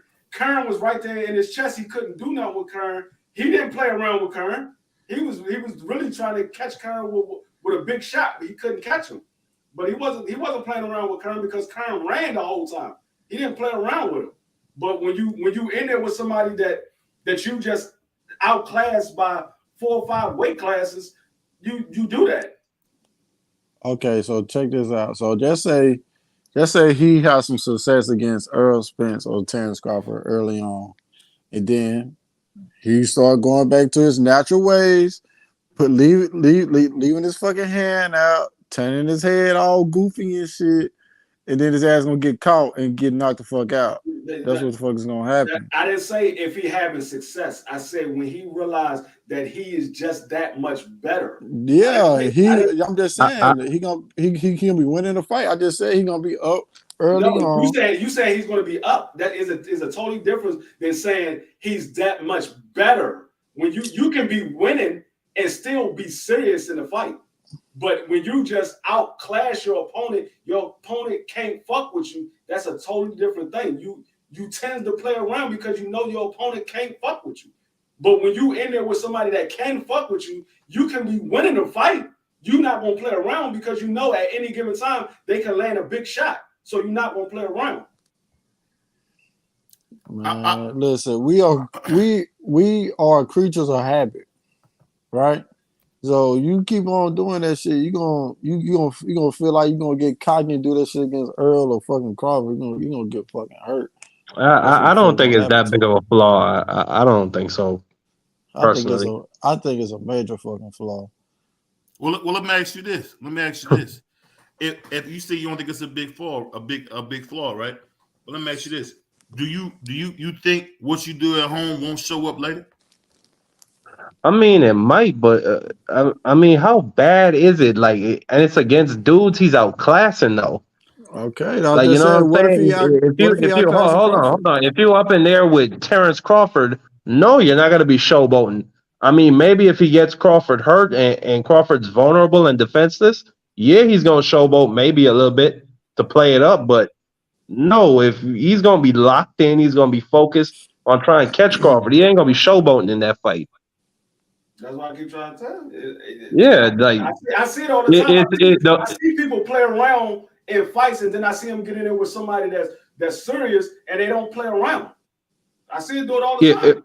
We saw D-Free, you know what? D-Free is David Haney fight Cambosa. He beat Cambosa with a fucking jab. That man could have sat there and played around with Cambosa. He didn't because Cambosa was trying to win that fight. But when you in there with somebody like he was in there with Gamboa, he played around with Gamboa. exactly. Kareem, let me put it to you like this. Inui, he's going to drop his hands and play with a dude like Paul Butler. Do you think he's doing that shit against Nonito Donaire? Nope, he didn't because when he did, absolutely not. He got his jaw broken. Exactly, because Donaire could break his face or put him to sleep. It's just levels to that. Like you. Hey, Rocky Day, he just say stuff funny, bro. I'm a little high right now. I ain't gonna lie, He bro. gonna break his face and put him to sleep. He did. I mean, he broke his face. He went, but that's true though, BPO. That's the levels to it. That's why Boots ain't gonna fuck around with Crawford because he gonna break his face or put him to sleep. Like I said all the time, you play around with people. Like I said, you can play around with your kids, but when you in there with an adult, you ain't playing around with them. He's an adult. This nigga funny as hell. If y'all got kids, y'all play with y'all kids on court, y'all be playing around with them. But you get somebody, you get your brother on the basketball court, you ain't playing around with your brother. You trying to beat his ass. Yeah, I only got girls, so I can't. I wouldn't know. I play sports my whole life. I play basketball, football, and I box and I wrestle. So I know when I play around with my kids, it's totally different from me in there with somebody that's trying to win, just like I am. But I say this, man. I think the funny thing is this, man. I think the reason I think you sleeping on the showboat, Marky Dennis, because I seen James Toney do it. James Toney could have beat Roy. How in the world? No. James Toney couldn't beat Roy? No. The way how he got outclassed, no. He was outclassed from round one. That was 12-0 BVO. That knockdown did not mean nothing. Exactly. Roy was too fast. Exactly. He couldn't play. Exactly. It didn't have nothing to do with the showboat BVO. He couldn't beat him. Roy was too fast, too strong, and he was just more skilled. Roy had his arms down the whole fight. What was y'all watching? He was more skilled than Tony. He had his hands down the whole fight. He's naturally more skilled than Tony. No, you saw BVO, Roy threw his hands down and he came back. Tony tried to do the same thing. Roy caught his ass.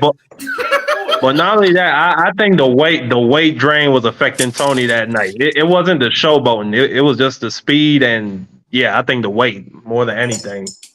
You say that because I feel like if Bernard Hopkins would have fought Roy later, after Roy lost all that athleticism, I think he would have beat him. Yeah, but it's funny. He lost something. Yeah. That's because he lost something. But Roy was just fast, bro. Like I think you don't realize how fast Roy was. What you just said. You said if he would have fought Roy later when Roy lost his athleticism, he lost something. So that's the only way he could beat him if he lose something. But if Roy was at his best, he couldn't beat Roy.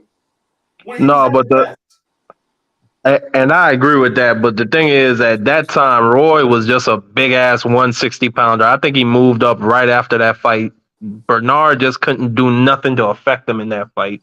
No, he couldn't. They were Roy right there. Hey, Roy, tell him that Bernard couldn't fucking touch him. Tell him, Roy. Roy right there. Tell him, Roy. He said, he couldn't fuck with me. I think it's funny because I think y'all be giving and I love Roy. I think Roy and Ali was the two best athletes we ever seen, bro. Because it's not so much in Ali's case, But as soon as Roy lost his athleticism, he was nothing. Yes, Like he was because nothing. No, all his but definitely in Ali's case, Ali's feet, his recuperative abilities, like the thing man, he is, was different. Bro. I'm gonna tell you what it was with Roy. Roy didn't have the fundamentals. Roy was one of those people that was just blessed to have the gift of ability to be more athletic than his opponent. And so Roy didn't have to worry about the fundamentals because his athleticism was so much greater than everybody else. He didn't have to worry about the fundamentals. That's why when he lost his athleticism, he was able to get beat because he wasn't as fast. His reflexes wasn't there no more. That's why Floyd said he would never fight a pro boxer till this day because he know that his reflexes not what they once was.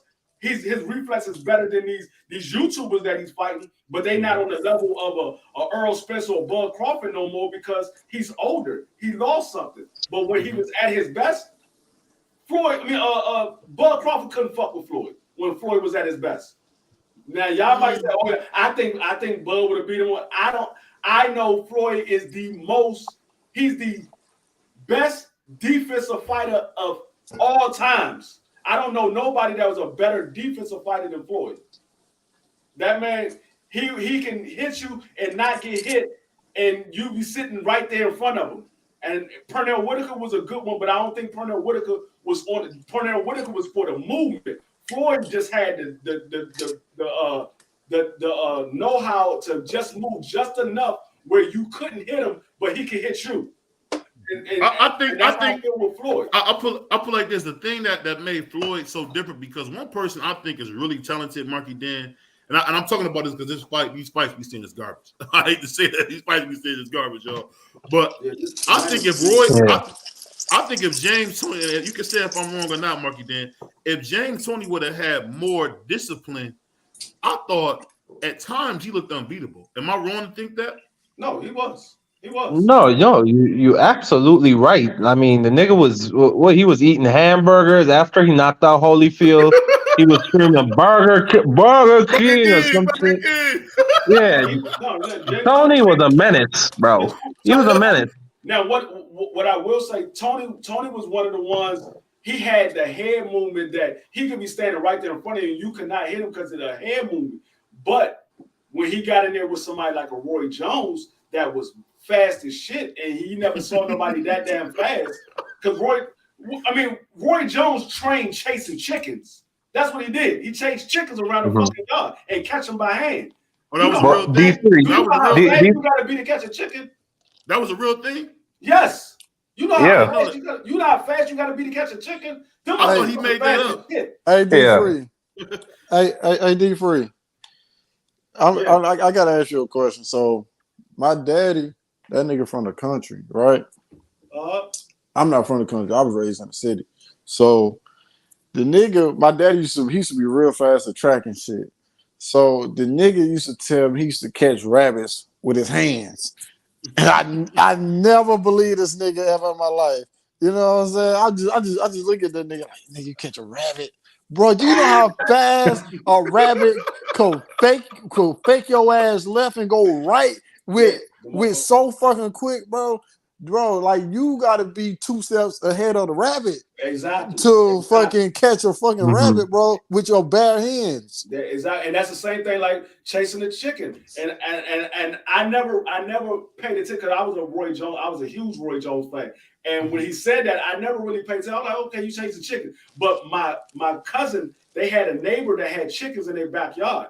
And so I went out there trying to catch a fucking chicken. Them motherfuckers fast as shit, dog. Yeah, fast as shit. Dog. I literally had a chicken cornered in the gate. This nigga juked the shit out. My motherfucking face was in the corner of the motherfucking gate. Dog, them motherfuckers fast as shit, dog.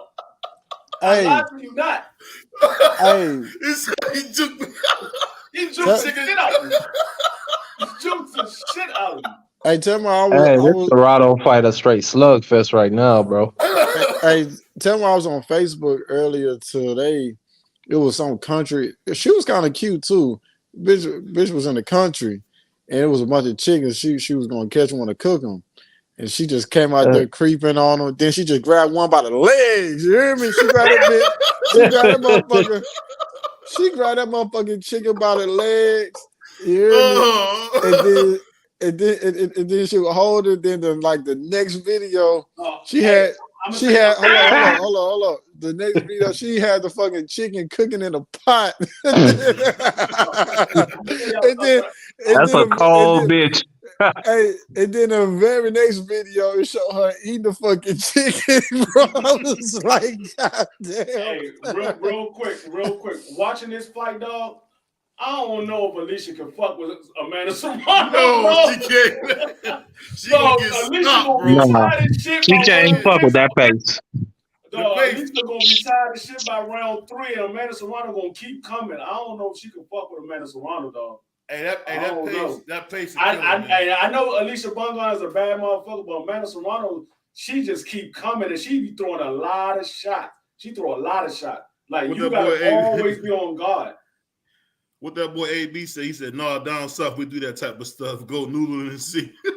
But this is the thing I'm saying, Marky Dan. That's so funny about that is that whenever I watch like John Louise, you know, when Roy fought him. I honestly can say I don't think there's a boxer that got more out of his talent than Roy Jones. Maybe Muhammad Ali, but I feel like Roy maximized his talent.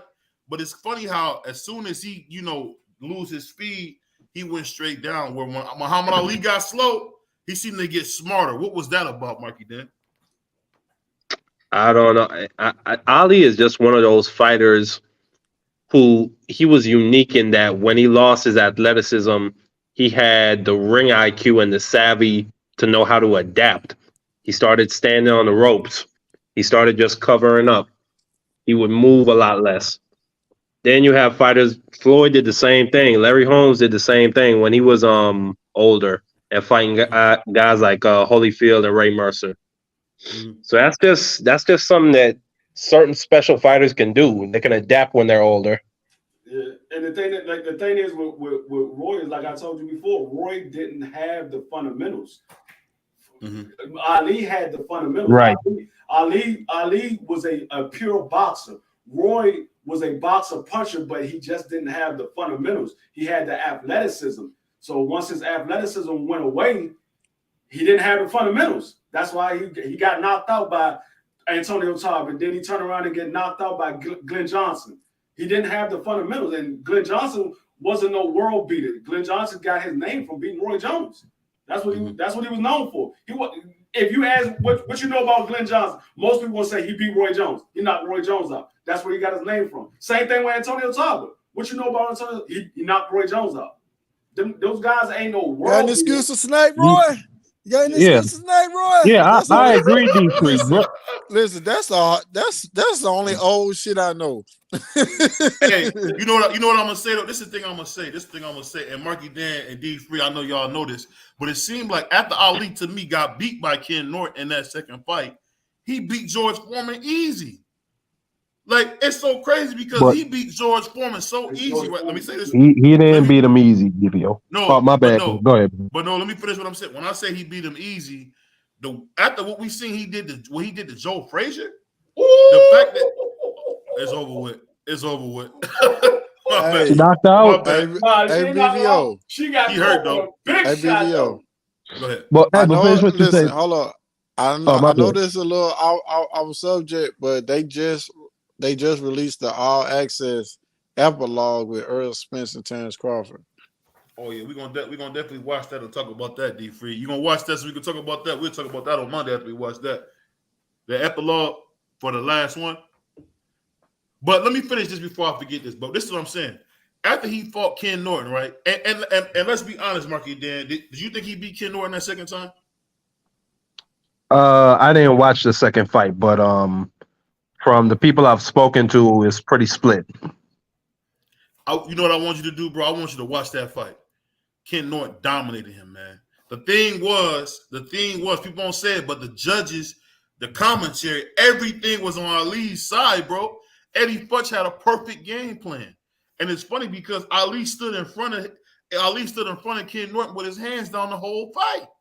He stood right in front of him with his hands down. So this is what I'm saying. So then he fight Ken Norton, big fight. Then he go on beat George Foreman easy. I know you're not gonna say easy, but man, watch that fight again, bro. Without the sound on, that wasn't no fight, bro. I mean, I think he beat George Foreman easy. I think he beat him easy. I mean, he beat him Me easy. personally, I just think when a dude like George Foreman or Sonny Liston is pounding your arms and your body, that's not easy. That shit is painful. So Ali had to get through that. It's painful, but what I say it was easy because the reason why he beat George Foreman the way he did is because what George Foreman was a power puncher. He was a knockout artist. But one thing that I noticed from George Foreman in his early days, George Foreman came straight to you, no head movement. He was almost like a robot. He had a little bit more movement than a robot, but he reminded me of a better version of Anthony Joshua. Robotic. Yeah. That's a good point. Real robotic. Real robotic. He was robotic, and so, But he was strong. Yeah, he was real strong, but super strong. But Ali had the speed, and Ali could punch too. It just didn't look like Ali could punch. When he caught Foreman coming out of that corner, it was almost like the punch that Tank caught Rody with. He was coming out of the corner, and he caught him with the hook. He did. And then he moved out the way, and Foreman just all on the road, just swinging, looking like a newborn baby, like Rolly was looking. He was looking like Rolly, and it caught him by surprise, and he couldn't recover from it. And he could have finished him with another punch. And Ali being Ali, he held back, just like Bud did on Earl. He eased up because he knew it was over. And what I'm saying is, if you watch those two fights, those were masterclass fights on who Ali was. Because the thing is this: anytime you got a guy that beat you to death like Ken Norton do, and then you come in here and you beat a guy that just destroyed, man. I'll put it like this: I don't think there's a fight you can watch. You thought Errol Spence was bad? I don't think Errol Spence was nowhere near as bad as that Joe Frazier fight. What would you say, D-Free? Oh my God! I mean, George Foreman just beat the life out of Joe Frazier. But you ever seen that fight?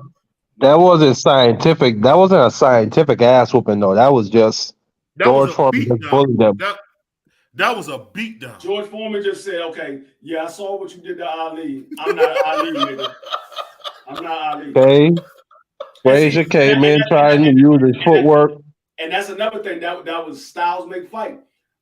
Joe Frazier was a come forward fighter. You going with a come forward fighter against a come forward fighter, and who got the better power? We know Foreman got the better power. So Frazier he did this little head movement, but that power, once it landed, it wasn't no motherfucking head movement. It was, let me cover the fuck up. And Foreman just commenced to whooping his ass because you can't. Frazier didn't have no footwork. He just comes straight forward at you. He was a Mexican. He was a Mexican fighter. No. Joe Frazier, he had some footwork. It's just that, how should I explain it? It's a lot like Lomachenko's in a way, in that he's trying to pressure you. But with the thing to me in that fight was George Foreman's strength. Whenever Frazier would try and come in and bob and weave and get on the inside, Foreman would immediately push him away, literally shove that nigga across the ring. Yeah, bro. That's how he kept him in rank. That's how he kept him at long distance for his punches. Yeah. If you look at Foreman, he don't even really like to fight on the inside like that. You go look at his fights against dudes like Holyfield too, and more. No, I'm telling you right now, unless Alicia Bungana hit Amanda Serrano with a shot that she can't hold up to, she is not beating Amanda Serrano, dog. No, not even close. I think she might have to make it a grappling match. Shit, just tie that bitch up on the inside the whole fight. Alicia ain't got no gas thing. She don't stop punching, dog. She do not stop punching. Even when she missed, she right behind it. When she missed, Marky Dan, hey, salute to my man Josh, my TWT Josh Sanders, brother, my brother, Josh Sanders, TWT, my brother. Go ahead. No, I was just gonna say one thing for sure. Bumgarner, she gonna have to take at least 5 of the first 5 rounds. She gotta take the first half of the fight. They about to stop this shit, dog. They about to stop Yeah. this shit. They need to, man. This is a clear beatdown. But this is the thing I'm saying. This is the thing I'm saying. I love talking, and I love talking with you about this stuff, Marky Dan, because you watch way back like I do. I'm just saying this. The fact that Joe Frazier, beat Ali, right? When Ali hadn't lost, I know it was 5 years out the ring. And then the thing, that's why that triangle thing don't work. The fact that, slow robot George Foreman beat him to death like that, bro. It's crazy, man. It's crazy how boxing works, man. That's the thing I'm saying. I miss she that pumping her pace. chest like she doing something. You getting your ass whooped. When she say Bungana gonna have to get her stamina at the top notch level. You know what? Alicia Bungana is not running in camp. That's something I don't think people realize. She's not running. No, she's not doing any road work. That because Tony don't do no road work, so she ain't gonna do nothing either. I mean, it's just crazy, man. So in your opinion, Marky, then who is your favorite fighter ever to watch? Oh, shit. Kid Gavilan. I think I sent you one of his fights the other day. That dude was just crazy. Like he would just throw the most, he'd throw the most insane 20, 30 punch combinations. He was like Benavidez, but at welterweight. You know it's funny, man. Kid Gavilan was a monster, man. And you know it's funny, if he was around now, there ain't a guy that can beat him.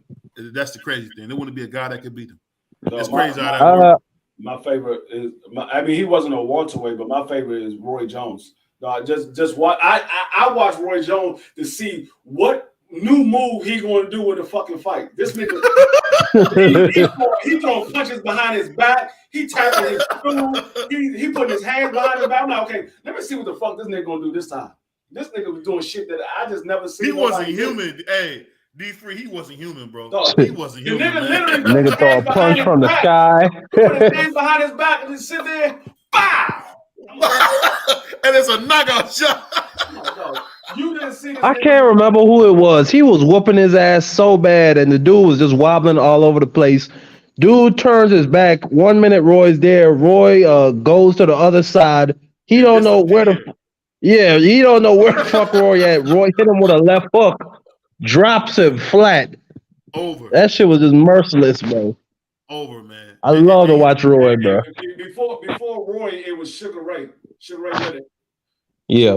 Sugar Ray Leonard was my favorite fighter to watch before Roy. Because Sugar Ray Leonard, that nigga hand speed was just ridiculous. I'm like, God. Dude. And now he's another motherfucker that would throw a 20 punch combination and you sitting there just get hit. Bop, bop, bop, bop. You're like, the fuck? But the difference with him and Kid Gavilan, Sugar had power. Yeah. So his shit was hurting you. Yeah. Should have had a lot of power. You didn't think he had the power that he had by looking at his body frame. You're like, this little motherfucker can't hit. This little wiry dude, yeah. It's two fighters. When I watch their fights, it looks like their opponents are getting jumped. It's Manny Pacquiao and Sugar Ray Leonard. Because when they got you hurt, they come in swarms. Those punches. Oh God! Stop the fight, ref. God. She slapped her. She slapped her. No, it's the last round. But this girl, she looking like motherfucking. No, she got beat up worse than Earl did. She got beat up way worse than Earl did.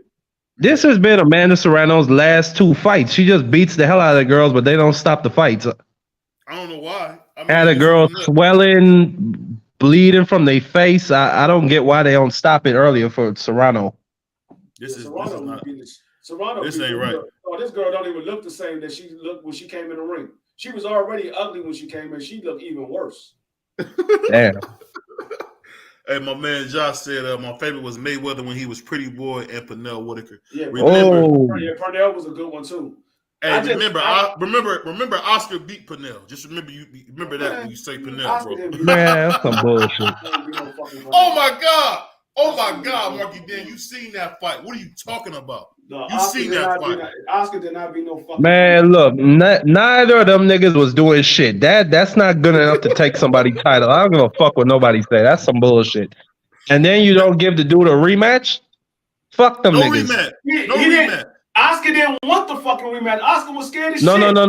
Oscar wanted the rematch. Bob Arum said we ain't dealing in that business. He wanted the Ike Cortez fight. Oscar didn't want no rematch. You got to listen to the interview. Oscar didn't want no rematch. Oscar didn't want no fucking rematch with Pernell Whitaker. Pernell Whitaker was trying to get the rematch. Bob said they're not doing a rematch, but Oscar had an interview. Oscar didn't want no fucking rematch. He didn't want no parts of Pernell again. He was like, fuck that. He was like, yeah, that man, he definitely right. He put you to the limit. That man ain't want no parts of Pernell no more. He knew Pernell. See, I don't blame him.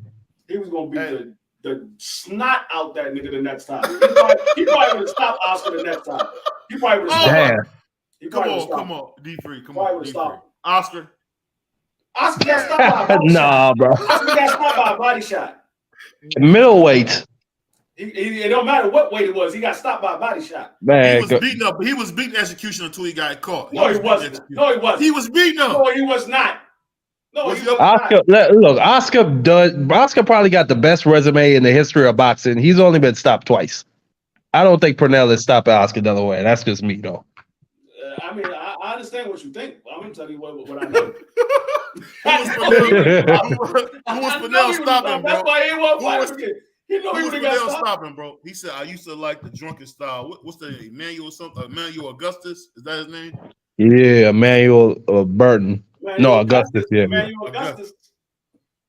Yeah, he was a nice fighter. I like when he get into that little drunken style and that nigga just be moving. And I'm like, y'all motherfuckers just keep throwing punches. He doing it so you throw punches and get tired. I like if I was a fighter and I was fighting Emmanuel Augustus, he started doing that shit. I just back up to the corner, like, all right, when you finish, I'm gonna continue fighting. When you finish, you done yet? Are you done yet?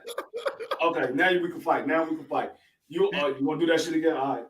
I'm not gonna sit there and throw punches, knowing I'm not gonna hit your ass. He's doing this shit on purpose, and niggas was still throwing punches, missing. I'm like, what I say is this. I said, Oscar got the best resume. I give him that. You said, yeah, that right Bernard was setting him up for that body shot the whole fight. You say that, but Oscar was whooping on him, bro. No, he wasn't. Oscar, oh my God. I watched that fight live. Oscar was whooping Bernard Hopkins? He was not whooping Bernard Hopkins. He was up. He was up on one of the cards. That's just some bullshit they do for Oscar. That's the golden boy.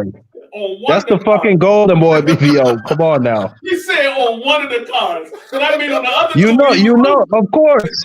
That's how Canelo and the boys move. They always got at least one of them judges. Hold up. He said he was up on one of the cards. He was winning on one of the cards. So that means the other two he was losing.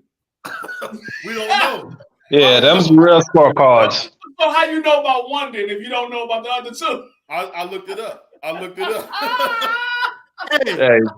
And my man AB said it best. Remember, Oscar gave Floyd hell as an old man. No, he wasn't talking about Oscar. He was talking about Emmanuel Augustus. Yeah, Emmanuel Augustus did give him hell. And Floyd said that was the hardest fight he ever fought. He said Emmanuel Augustus was the hardest fight he ever fought. He wasn't talking about Oscar. He was talking about my bad. But I'll say this, bro. He was up on one of the cards, man. I know you want to take that from him, but that's just like saying Chavez didn't beat Mildred Taylor. You probably believe Mildred Taylor won, don't you? What? He did.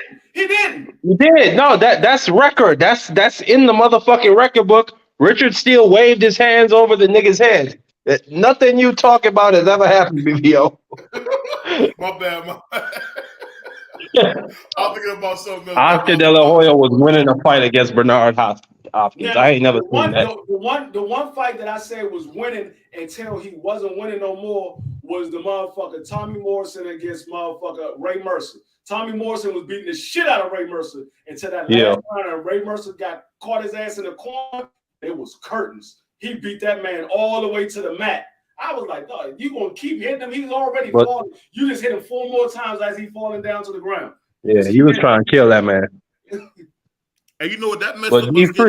But D3, you know, Tommy, who was it? Ray Mercer, one of his friends was Tommy Morrison's security guard, and they basically gave them the download that Tommy was on steroids, and that if you took him out, let him throw his punches, took him down a little deep, you're gonna stop him.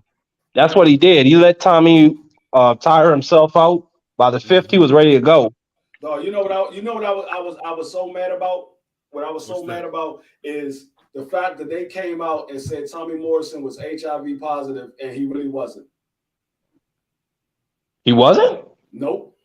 Nope, he never was. Oh, he should have sued the fuck out of them. That's terrible.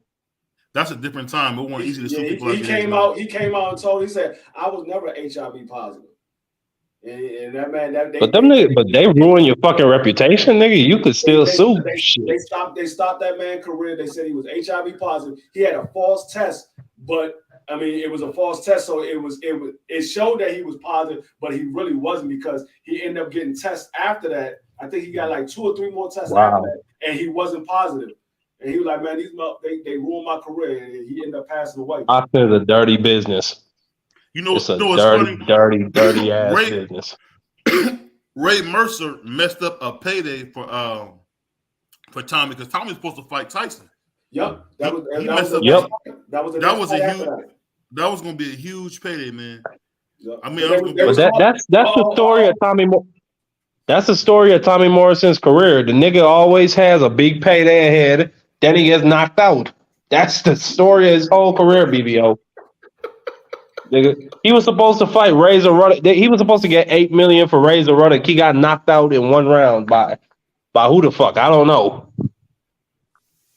I think you know what it is, man. Tommy was never really that good. I just think that him doing the Rocky movie and his physique and let's be honest, man. Yeah, he's blonde, blue-eyed, got a great physique. Yeah. He was a handsome kid, man. She just called out Alicia Bunga on him. Who? Amanda. Oh, Sarah. Yeah.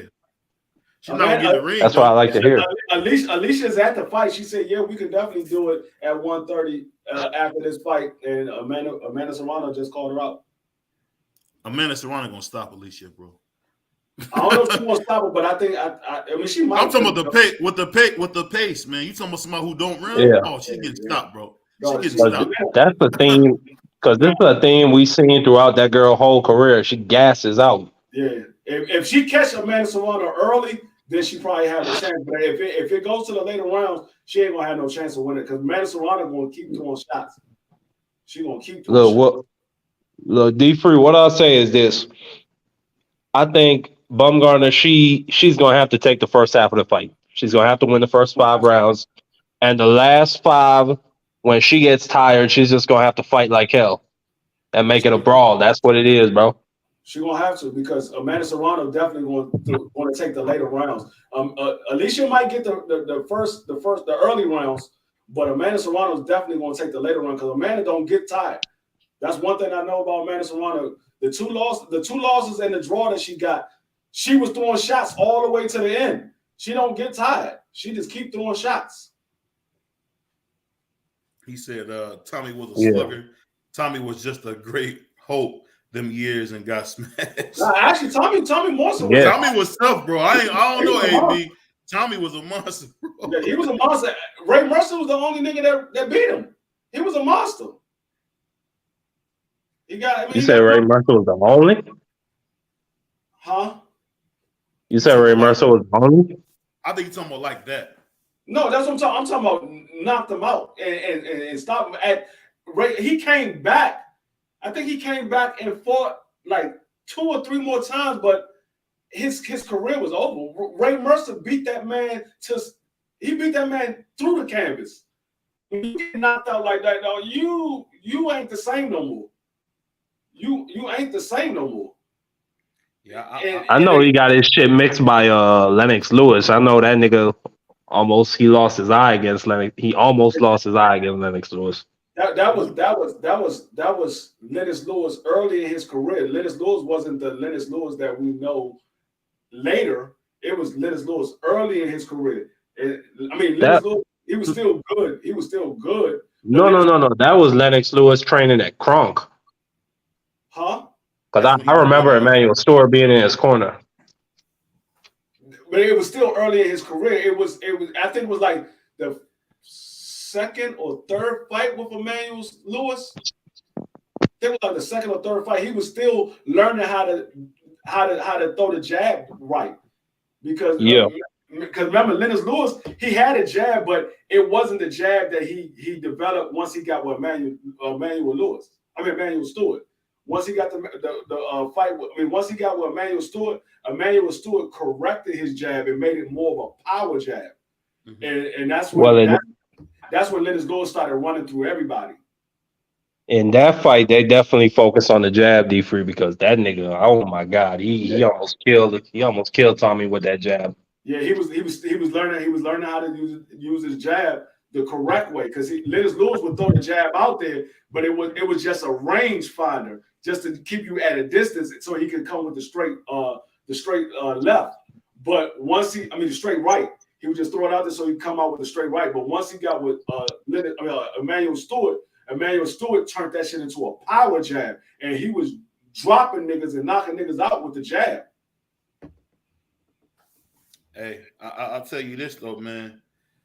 I think Emmanuel Stewart, man, was like the king of taking to the people. Only person I thought he would do better with was Bad Chad, but I think Bad Chad didn't want it bad enough. What you think, man?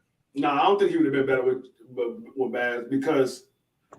No, I thought Bad Chad would have been better being with Bad Chad? Chad Dawson. Oh, you talking about Chad? I don't know. After that Ward fight, I think after he tried to jump down a weight class, that just fucked up his whole career. It fucked up his whole body. I don't know. Yeah, another person that their career got messed up was Jermaine Taylor. Jermaine Taylor, after he took that loss, he was never the same. He took that loss, and it was like, okay, what you gonna do now? One he in that Super 6 too? Not yeah, he fought Chad Dawson. He fought Carl Froch. Yes, what I'm saying. I thought Jermaine Taylor was in that Super 6. But that's it. Yeah, he had a great fight with Carl Froch, but he got stopped eventually. You know what's funny, man? Nobody ever talk about how good Carl Froch was, man. He's pretty solid. Carl Froch wasn't good. What? No, he was a decent fighter. He wasn't, but he ain't no fucking pound for pound Hall of Famer or anything like that. He wasn't no great fighter. He was decent. He wasn't no great fighter. I'm not gonna say he was a. He in the Hall of Fame, D3. I'll say this: everybody in his division at that time, D3, Carl Froch fought him, and he beat most of them. So I can give him that credit. Rocky's in the Hall of Fame too. That don't mean he was a great fighter. You see how I don't know. Maybe the British writers might get him in the Hall of Fame. They might make a push for that. Do y'all realize they got niggas in the Hall of Fame with losing records? They got niggas in the Hall of Fame. They got niggas in the Hall of Fame with losing records. Like 49-50? Yeah. Yeah, they do. Damn, I ain't know about that shit. They got niggas in the Hall of Fame with losing records. That's what I'm saying. Just because you're in the Hall of Fame doesn't mean that you was a great fighter. It just means you was great for the sport. Doesn't mean you was a great fighter. You were just great for the sport. Nah, D3, I gotta call cap on that. That can't be true. Look it up. It's some bums in the Hall of Fame, bro. I'll say that, but they had like really good. Because when I think of Hall of Fame, I think of like. I just think of the absolute pinnacle of the sport, and I don't think they would contaminate it with some bum-ass, loser-ass niggas. I'm telling you. Look it up. Well, let me see. All you gotta do is type in who's in the Hall of Fame with a losing record. That boy D3 a goofball, man. Who's in the Hall of Fame with a losing record? You're gonna see about 16 people. You're like, what the fuck? I did not know there was a professional boxer that fought somebody who had a record of like 20 and 160. Yeah, prospects fight them type of niggas all the time. Dog, this nigga had a hunt. Dog, why is he still fighting? The commissioners to say, you know what? You can't win. That boy making money. What you mean? Dog, he ain't making no fucking money. He making $500. You making $500 every week? Shit. On top of whatever you make at the warehouse, he making money. I don't know about every week. It might be like every month. He might be fighting every month. Okay, that's a little bit different. I was gonna say I lose a decision one week, I come back the next week, then the next week, but if I'm just getting my ass whooped every month, $500, then Yeah, I don't know what the fuck is wrong with that dude. Niggas fighting week after week. I mean, there is people that fought like 2 times in a month, 2 or 3 times in a month, but I don't know about every week. I seen some journeyman over in the UK doing it. It might be. I ain't gonna say it's not. It might be. I just like shit, nigga. Once I get to 20 and 30, I'm like, you know what, dog? I'm done. I done lost more fights than I won. I'm not fighting no more. Why, what you gonna do when your son asks you what you do for a living? I lose. Hey, but while I will say, it seemed like in boxing, man, I remember it was a guy, Amar Mansour. He had some talent, man, but he just kept getting beat up. I mean, he was a heavyweight, bro. They just kept having him get beat up, man. I don't know how. Who that? You ain't got no talent if you keep getting your ass kicked. No, what I'm saying, he just, that dude on a tank. You see that? You see Jake Paul on that tank like Master P? Where you get a tank from? Man, it's Las Vegas. You can get anything out there. Is that a no limit? Is that a no limit chain on there? He got on? I don't know. Let me show you this. Let me see this. He said, I think he lost his hunger for the fight after the Rocky movie and fictional characters too. Look, someone in the Hall of Fame, yeah. I'll say this though, man.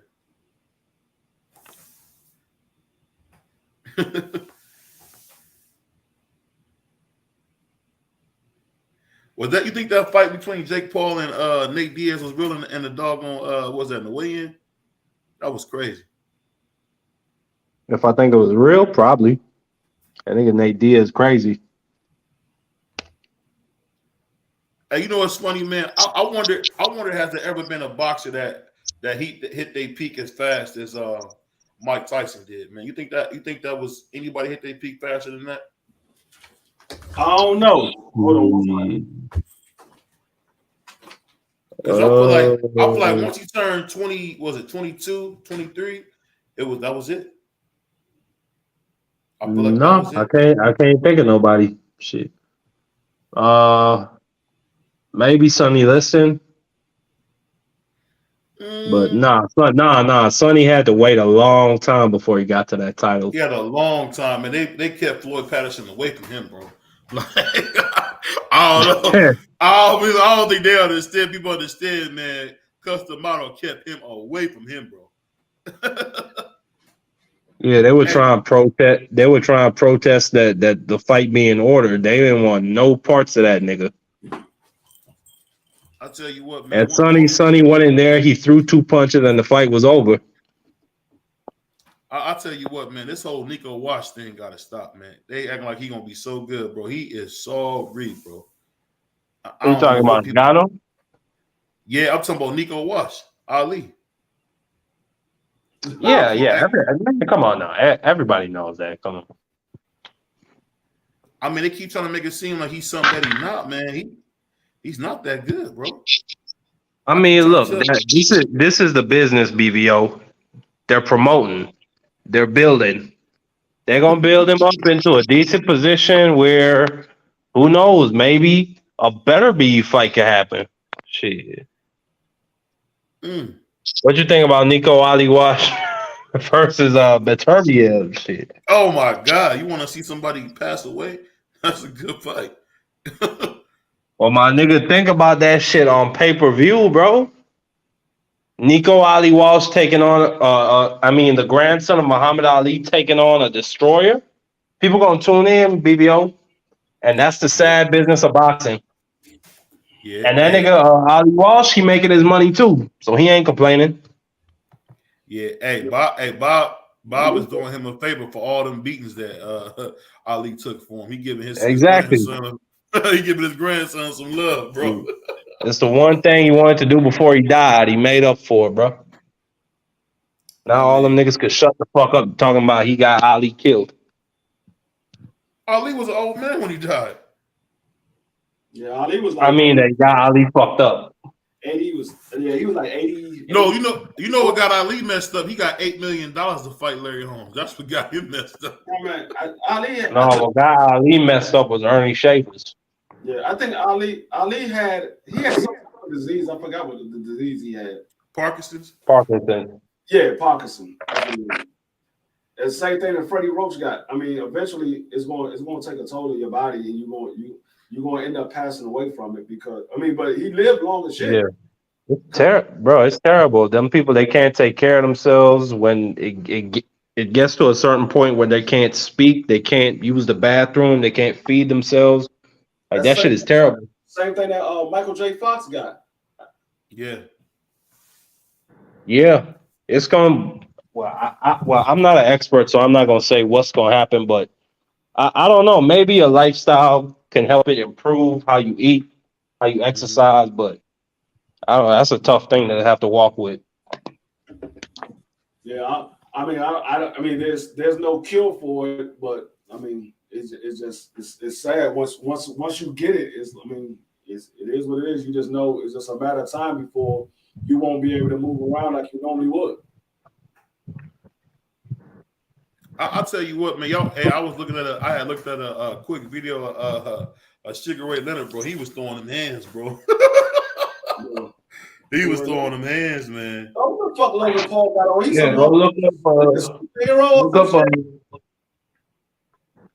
look up Sugar Ray versus Floyd Mayweather Sr. If you're trying to see hands fly. I seen that fight. Hey, you know what's funny? He beat the snot out of Floyd Mayweather Sr. They always say that. They always say that fight made him a great trainer. No, yeah, you know what not to do no more. Okay. That's the exact fight I was talking about. Sugar Ray Mayweather looked like he was getting jumped. Punches coming from every motherfucking angle. That nigga Sugar Ray was nasty. No, that's why a lot of these good trainers are trainers that had bad records because they know what not to do in the fucking ring. Because the shit didn't work for them. That's a good point. I mean, look at all the best trainers. But you, all the best. I was gonna say, you look at all the top trainers. Majority of them had losing records. Yeah. That's a good point. You know another fighter that always get me, man. That another fighter that always get me, man. Whenever I be watching Lennox Lewis, man, I swear my uncles just didn't like him, man, because Lennox Lewis was a monster, bro. Like they always made it seem like he was so soft and all that, man. He was ruthless in that ring, bro. Yeah, he was just a man without a country. Nobody liked him. They ain't like him in the UK. They ain't like him in Canada. They ain't like him in America. That was just Lennox Lewis's lot in life. But shit, he was a monster. I know. We was talking bad about Nico Ali Walsh and all that shit. Mm-hmm. But one thing I can tell y'all about Nico Ali Walsh, he's a better fighter than Jake Paul. He got a better record than Jake Paul. Yeah, he probably beat Jake Paul. Jake Paul is 6-1 with 4 knockouts.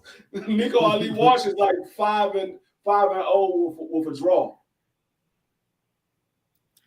He got a draw on that shit. Yeah, his last fight, he got a draw. His last fight. Hey. Oh no.